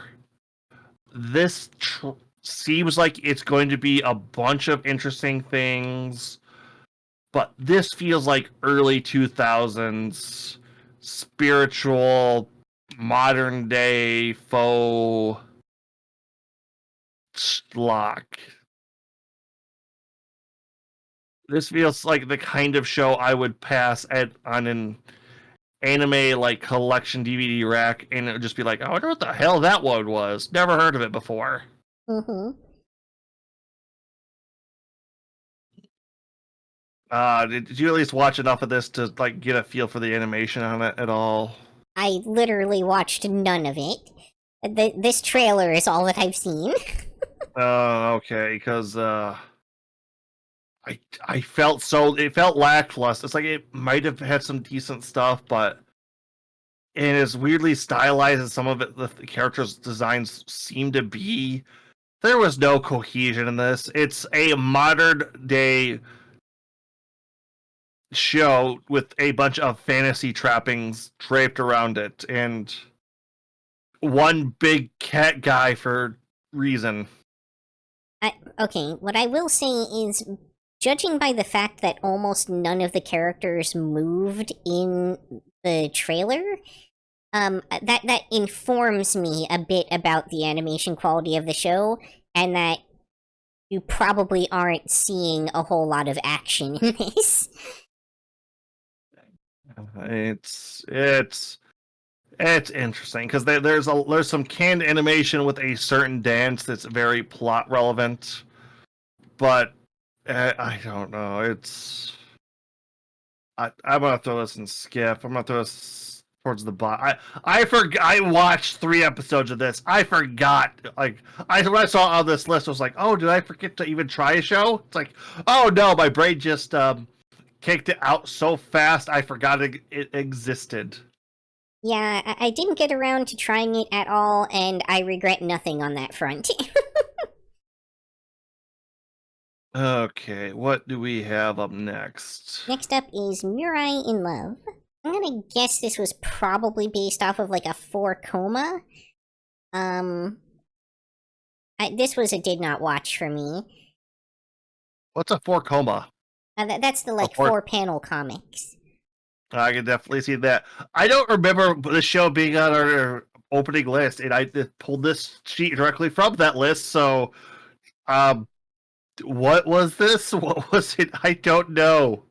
This is one of the ones that was in Hulu jail.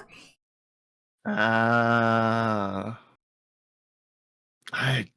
really debating on upgrading that. Yeah. All right. 2 things I want to say. Could you make sure Ranma is the note we end on for this stream tonight, Yuki? Already got you covered there. Okay. This feels like it's trying to ape the aesthetics of late 80s, early 90s kind of shows. It picked the wrong season to try that in, if it is. for the trailer. I did not watch this. I could not find it. This does not look great to me. Yeah, I didn't watch it either.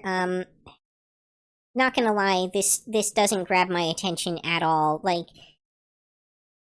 it's clearly some kind of like romance / comedy thing, but I know from experience not to touch anything that has this animation style and that genre with a 10-foot pole. Yeah. Okay, I think the one that we both did kind of look at went, yeah, can be good at for skipping. All right, let's. My mouse has disappeared. Why have you disappeared on my mouse? The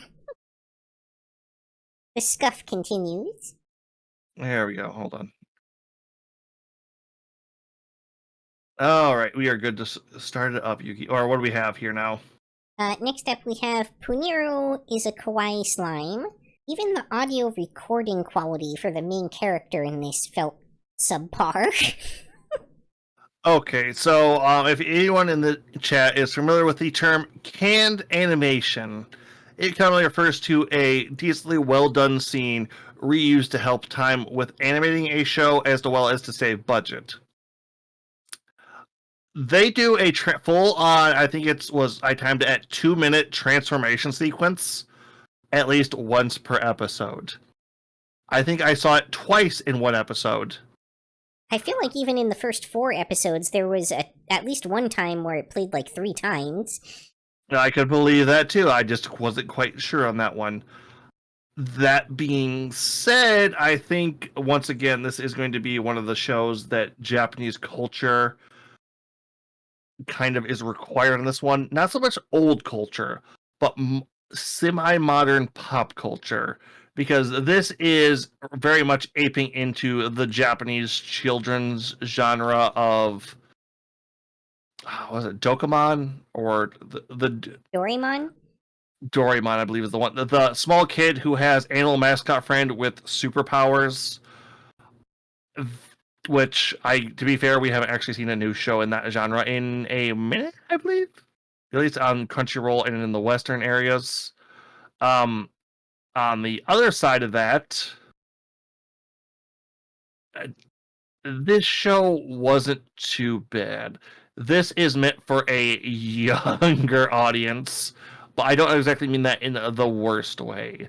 This is supposed to be a kind of growing up with your toys and other people that might not grow exactly the way you thought they would, or your dynamic changes, but you're still not quite sure if you want to have them in your life or what they mean in your life. You know, I'm not totally sure it is meant for that younger audience, though. Like, thematically, I agree with you. But when you look at the actual content of the show, I feel like that's the audience they should have been targeting, and then they just kind of like spun around a few times with a blindfold on and shot in a completely different direction somewhere. Oh yeah, the motherly instincts trope on a interstate character is Yeah, there's a lot of like really weird and frankly unnecessary sexual stuff in the show. And I don't say that lightly. Like, I'm fine with a show being like adult content. That doesn't bother me at all. This just didn't feel like the right show for that. no, and once again, I'm wondering how much of their different culture shock is going on in this. I'm wondering how much it is possibly being lost in that translation there. At the same point, I don't want to throw us in the skip. It's not going to be. It's at best the very bottom of C, I think. I definitely bounced off this and couldn't get past like episode 4.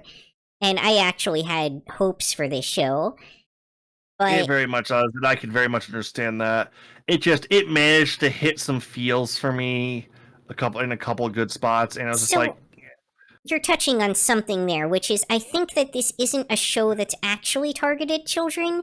I think this is a show that's targeted at people who have that nostalgia for enjoying stuff like Doraemon when they were a child. yeah, I could also very much see that, and that is the interesting concept with this. I can leave it in the bottom of C. I won't argue on that end. I just it managed to flip that feeling button a couple times. Managed to pull on those heartstrings here and there a little bit, and I really How far did you end up getting in it, by the way? Because you mentioned, I think, at one point that you said that it kind of started getting better again, like later on. Around episode 6 or 7. Did you get to the big contest with the robot? No, I stopped at about episode 4.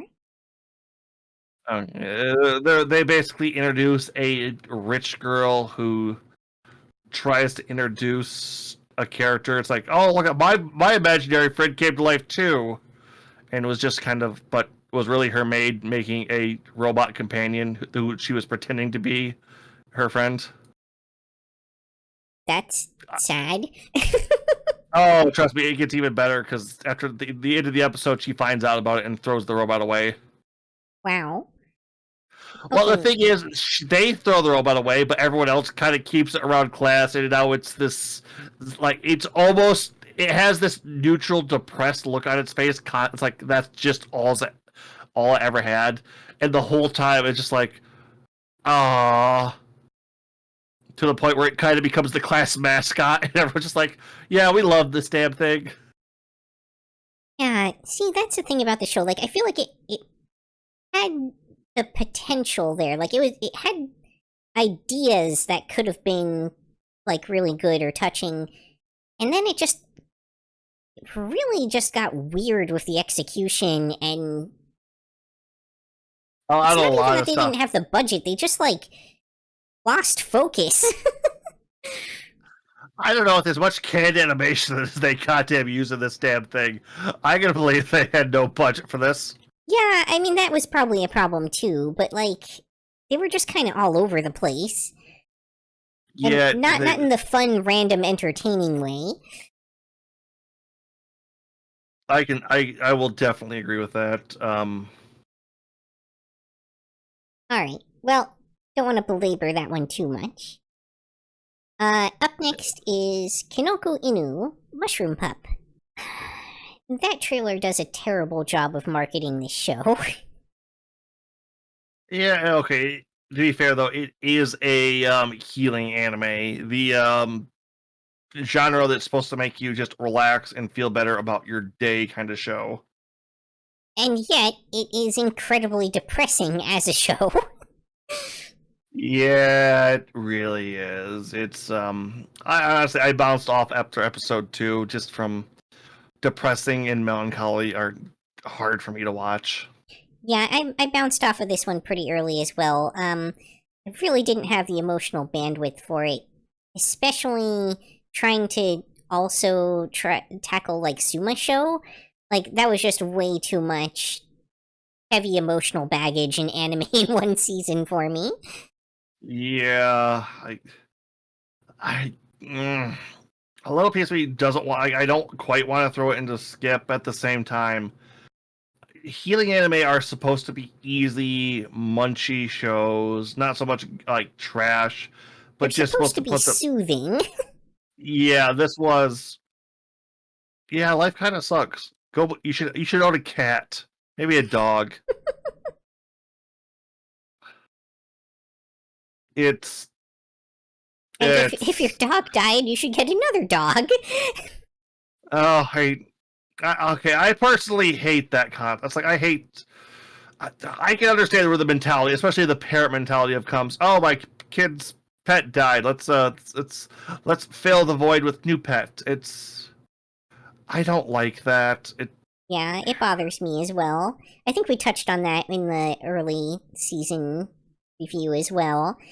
Yeah, And I don't know, it just when it's huh? it's too depressing. I don't want to. Yeah, it deals with multiple themes of loss in the first episode, and that's just a really hard ask to get people into your show, especially when they're coming in expecting something that's supposed to be lighthearted, cheerful, to kind of pick them up from the morass of depression that is their everyday life. I can see how this show could have a place with helping people process that kind of grief, but again, it feels like it wasn't properly marketed for that, and thus it will kind of blindside anybody coming into it, with a lot of emotional flags that they're not ready for. For me, this one turned out to be kind of a skip, but I feel like it doesn't necessarily deserve that Yeah, from that's the kind of the objective problem. standpoint. It just have a hard time recommending it either. Yeah, that's kind of where I'm at. I don't feel like it should be in skip, but the fact that we both started this show and immediately went, I just can't do it, kind of makes me want to put it down here because I was like, I don't know who this show is for. Like Yeah. this is fairly well done. It does what it's trying to do well. I just don't know who I would give this show a recommendation to. I'm going to put it at the top of skip. This is the only one I would say is in order. The rest of these are still bleh. Mm. But I can't. It's on that line. If it could do anything more, I would bump it up. But it's just It's not that it's overtly terrible. I just can't identify who the audience would be for this, and as such, I can't really recommend it to anybody. Yeah, that's where my problem is. All right, I believe now we get to go on to the weird exception that my rules have spawned for this. In full remakes of old shows will be counted as new because they are intended to start you onto its content. And we Fresh. get to go, yeah, and we get to go with one of the oldies. Ranma 1/2, the remake. Okay, there's a metric ton to unpack with this show. We'll try to go through it bit by bit. First, I think we'll try to say the legacy impact for the back end because I think there's gonna be a ton to unpack there. Okay. As far as this show currently goes, for anyone coming into it, this is an action shonen harem romance comedy. Yeah, that pretty much sums it up. And it will continue to be all of those all the time, nonstop, in the most outrageous. I don't know if anything's ever really topped this as far as harems go either. In one of the most weird ways you can imagine. I don't know what you mean topped it in terms of harems. Like, by what metric? Like, number Um, of characters, or number of, like, unique entanglements, or... Honestly, if both of those apply, I can't think of anything that has either on more of those. Hmm. Well, I can't say that I watched far enough into the original Ranma to say with confidence that I've seen all of the characters. I still feel like there may have been other shows that had more. Because Ranma does tend to kind of come back to the same couple characters over and over. But it definitely does introduce a plethora of side characters that have, like, little one-arc bits and then kind of never come back. Well, there are a ton of those because this. Okay, a little bit about the legacy. This is an 80s show. This gives you a content warning of, hey, this is a very old show. We have not modified it from its original air dates or time period. Be warned. There is like one minor-ish modification, which is they made the odd, interesting choice to kind of Barbie doll the characters in this. Whereas in the original, they did have, albeit poorly animated, nipples. Okay, the one thing I can say to that is Ranma 1/2 is one of the earliest animation or even manga genre defining harem style shows. Like it still wears its shonen roots on its sleeves. Honestly, when I first started picking this up, my first thought was, oh yeah, this is a lot of the original tropes, a lot of the original gimmicks. I forgot that the Zoro constantly lost was a trope founded in this show, or popularized in this show at least. And you'll see so many of those tropes. On the other side, the further I got into watching this reboot, the more I realized, oh, this isn't just Ranma again. This is Ranma again. This was a classic hit. This was a massive franchise. And I think it still deserves that title. There is so much this show and series does right. So many of the characters I enjoy are like. While they don't make sense, if you realize how crazy they all kind of are, and how even I'm not going to say 40 years ago because I don't like how that sounds. The different the world was. There really is a difference in a difference in what people did around that time. In terms of what was socially and culturally acceptable as well, in terms of aping things for the purposes of a gag, for instance, because you mentioned it was a comedy, but it's more accurate to say that it's a gag anime. Yeah, okay, I will agree. I will completely agree with that. On a particular note, if you're kind of wondering what the whole premise of the story wasn't, that is yeah, there are some cursed hot springs. If you fall into it, you get the curse that was befall that hot springs of whenever you were splashed with cold water, you get whatever died in that. Ranma gets the spring of the drowned girl. His father gets the spring of the drowned panda. Hijinks will ensue. His father tends to like being a panda more than he does human. I really can't blame him for that. I mean, in the original, at least, eventually Ranma kind of settles into being a girl, arguably more often than a boy as well. Yep, the little bit of fan service there. So many of the interactions with characters and stuff, I really did like. There is a lot I did enjoy because the sexism talk for certain characters is still in the air. The gender roles are still kind of in the air for things. I was gonna say, probably wanted to say this for a little bit later, but I know you wanted to, when we were first going over this, you were trying to talk about how much impact for transgender people Ranma really had. Mm-hmm. Yeah, the fact that the series, depicted it in the way that it did, and like, well, I mean, not even that.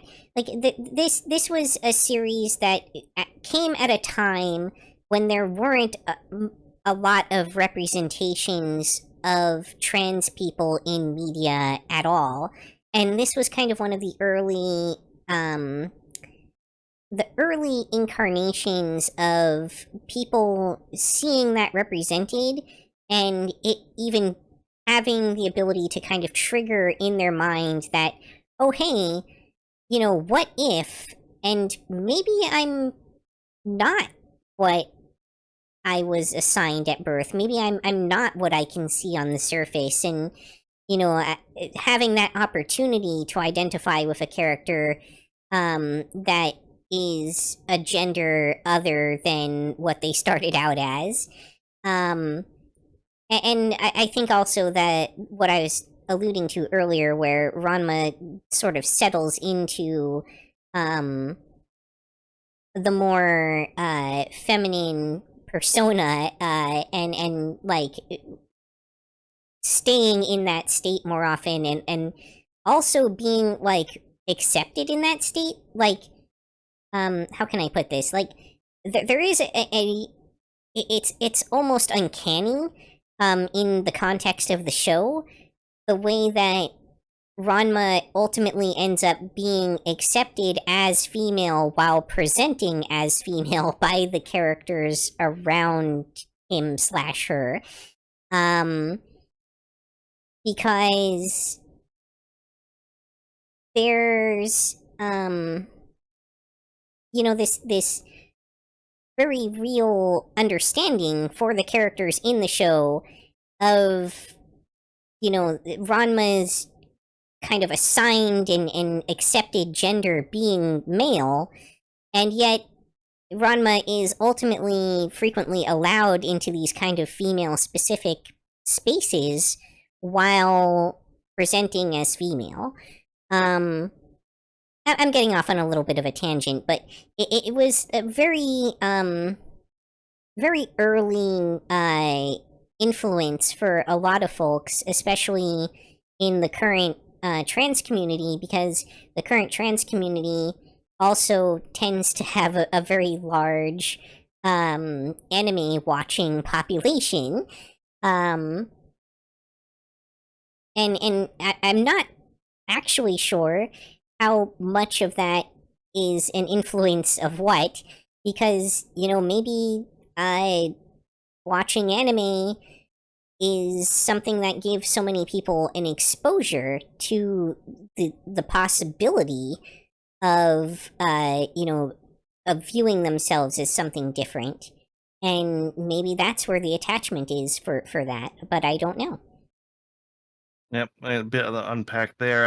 Part of the reason I wanted to bring this at the end, because I knew that is a part of this show's legacy, from how old and how influential it could be on the space of anime in general.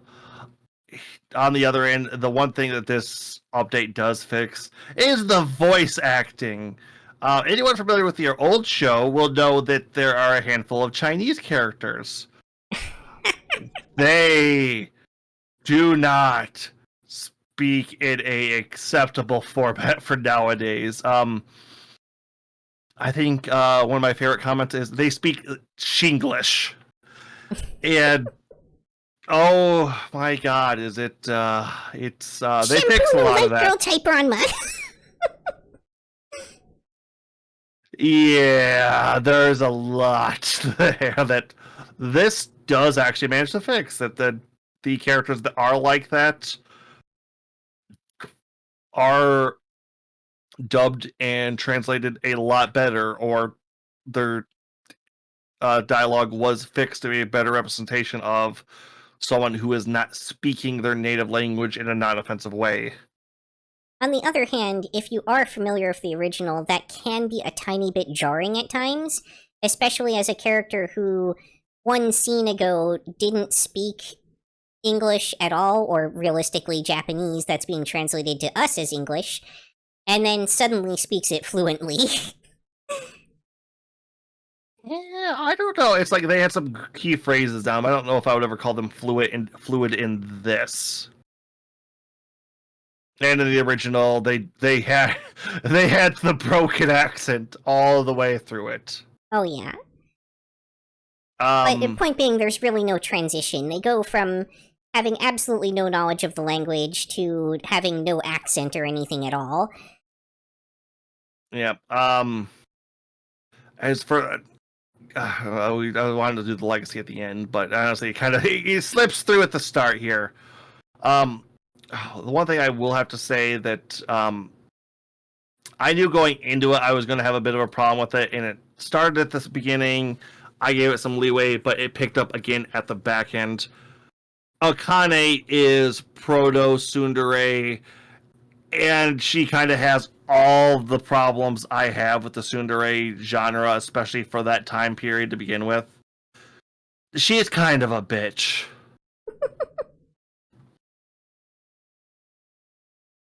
I Yeah, don't know I if you see would what like you're to comment going on with. that. Where you're going with that. Like, she she could have so much more like empathy than she does, but she's very kind of wrapped up in herself, and frankly, it's not at all hidden or secret, even in the first few episodes, that she is straight up a man-hater.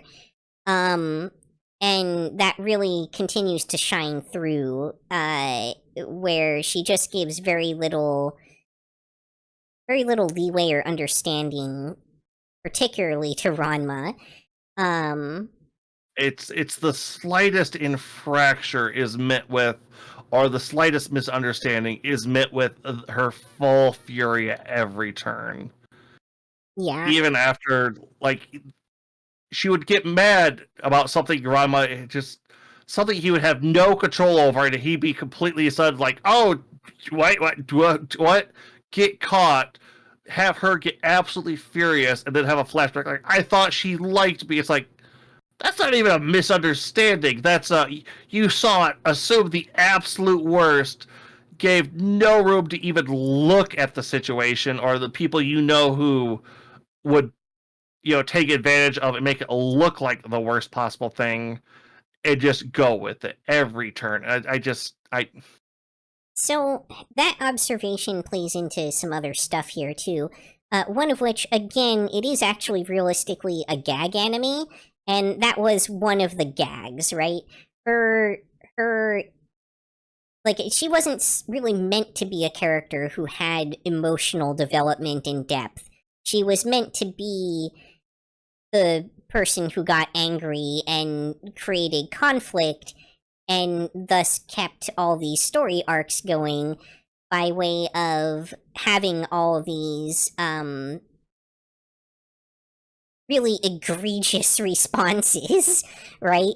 Yep. And it's kind of clear that originally, early on, she was being looked at as being like the character that would be the target of like all the male attention in the show, and like the one who would keep getting kind of like hit on and everything by all the new male characters that were introduced, and thus being kind of like the female lead and the female focus of the show. But I think part of the reason why we see Ranma take on that role that I mentioned earlier, and sort of shift into spending more and more time in the feminine form and being more active in these feminine spaces, is because Ranma ended up becoming the female lead of the show as well as the male lead. And Yeah, that Akane was very much became a side character who was there for like dramatic tension. and gag. It's that is the problem. Like I said, it's the problem of she is the proto tsundere. There is not a lot of depth to her, but that's kind of the problem. It's so much of this show holds up and feels good. A lot of the time when it's Akane getting that bad male attention, it's not. It doesn't feel like Ranma's getting jealous a lot, especially in the new show. It feels more like, oh, she is very uncomfortable. Hey, douche, step back a bit, please. Yep. Where a lot of the time where it's in Ranma would get that unwanted female attention, and he would be met with the older gag style of, oh, cheating man is cheating, slap him. It's one of those at the time in concept. I can understand what they were going for. I can very much know what it is, but it has not aged well. It comes down to almost, if you're familiar with anyone's familiar with the show Inuyasha, the gag of Kagome putting him into the ground at a moment's notice for the slightest thing. I mean, again, that's really like, as you touched on, Akane is kind of the proto character for those archetypes, and so that's absolutely where Kagome gets that from, right? Like, without Akane and maybe a couple of others that also came in that early phase, there wouldn't be the prevalence of characters like that to begin with, in all likelihood. Yep. once again, it is a note that unfortunately they can't really fix her in post, but everything else surrounding this, I enjoyed so thoroughly. This was, oh right, I loved Ranma. I'm happy to rewatch this. This is a nice updated animation. I wouldn't say I believe the original show does have better opening animation, as in their first handful of episodes are animated better.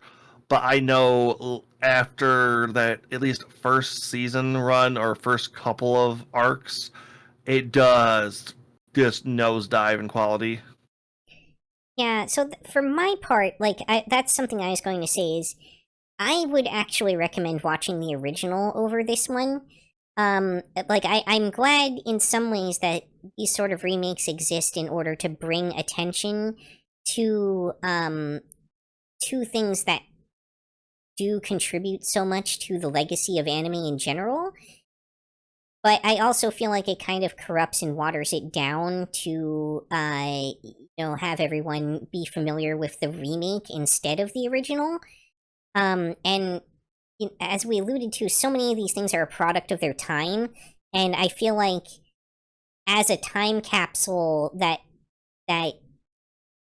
contains that culture, the original works better in that regard.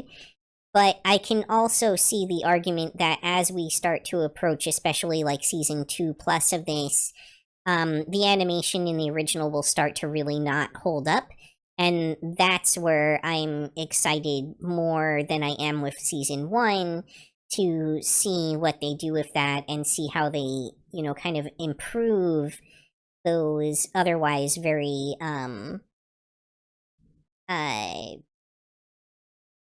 under-animated sequences. Yeah, I'm just curious as to how far they want to go with this show too, because the final couple arcs of Ranma are very interesting. Yeah, well, we'll see where it goes. I mean, I feel like we've seen this happen before with other kind of like remakes where they get like a season, maybe 2, and then it kind of falls off because they just don't get the response they were expecting or something, and then it just kind of dies there. Yeah. Oh, let me drop this a little bit. Did you ever meet or ever get to the point where you met Ranma's mother in the show? Ranma's mother? I'm not sure I did. Oh, you very memorable.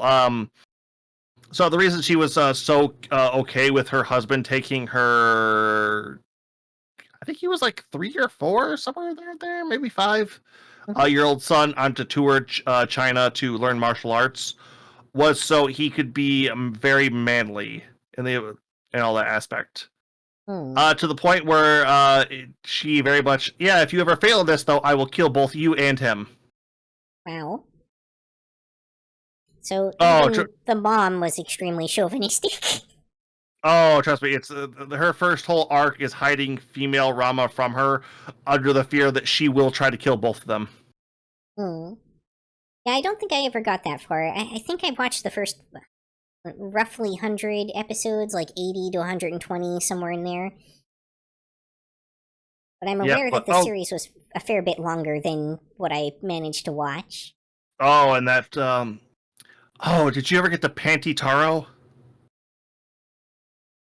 It sounds vaguely familiar, but I don't have a picture in my head to go with it.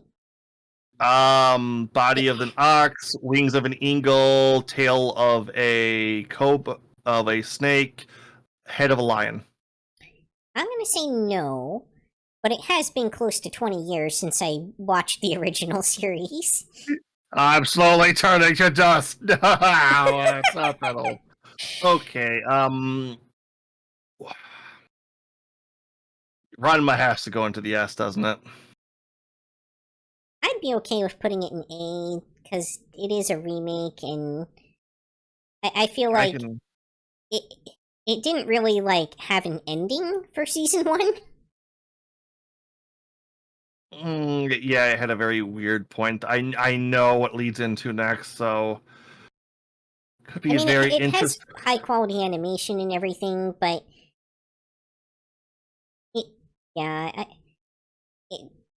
I can't really give it any points for originality or anything like that. And while it has that legacy to go with it, I feel like that legacy belongs to the original, not to the remake. I can understand that very much, but okay, everybody. I think this is going to be our final listing for fall season 2024. Damn, this will mark the end of 2 years and the start of year 3 come spring. Well, no, winter season. Yes, winter season, which ironically Oh. starts after New Year's. I mean, winter starts on the 22nd, technically, of December. It's just weird. Seasons are funky like that. Which, hey, 2025 will be a good year, right? Surely, Right? nothing bad will happen Right. in 2025 at all. I look forward to seeing the 51st state of the United States. Okay, everybody. We should be back in about probably 2-3 weeks. It's probably 3 weeks at the minimum. We did get a bit of an early start compared to normal on the end of season with a winter, but on shorter notice, both me and Yuki will be back this coming Sunday as I pull Yuki into the grim dark of the 41st millennium and Warhammer Rogue Trader. Look forward to seeing you all then. But okay, let us. Nope. Need to get back to this window. Right, okay. Twitch. Who do we want to raid out? Who do you have up still? I've got swimming link available. Yep, something is still on there. For me as well. That feels like a good person. Oh, Chrono Trigger too. So yeah, very anime themed too. Especially after that, I think we can go over there and raid swimming link. Thank you so much, everybody, for joining us. Hope to see you all again next time. Yep. Let me get started. I don't know why was that so hard to pull up. But hope to see you there. Hope to see you Sunday. I will, if anyone wants Warhammer lore explained, I'm an open book. I love going on about this stuff. Yuki will be drowned in the God Emperor's light. All right. Later, everybody. Afternoon.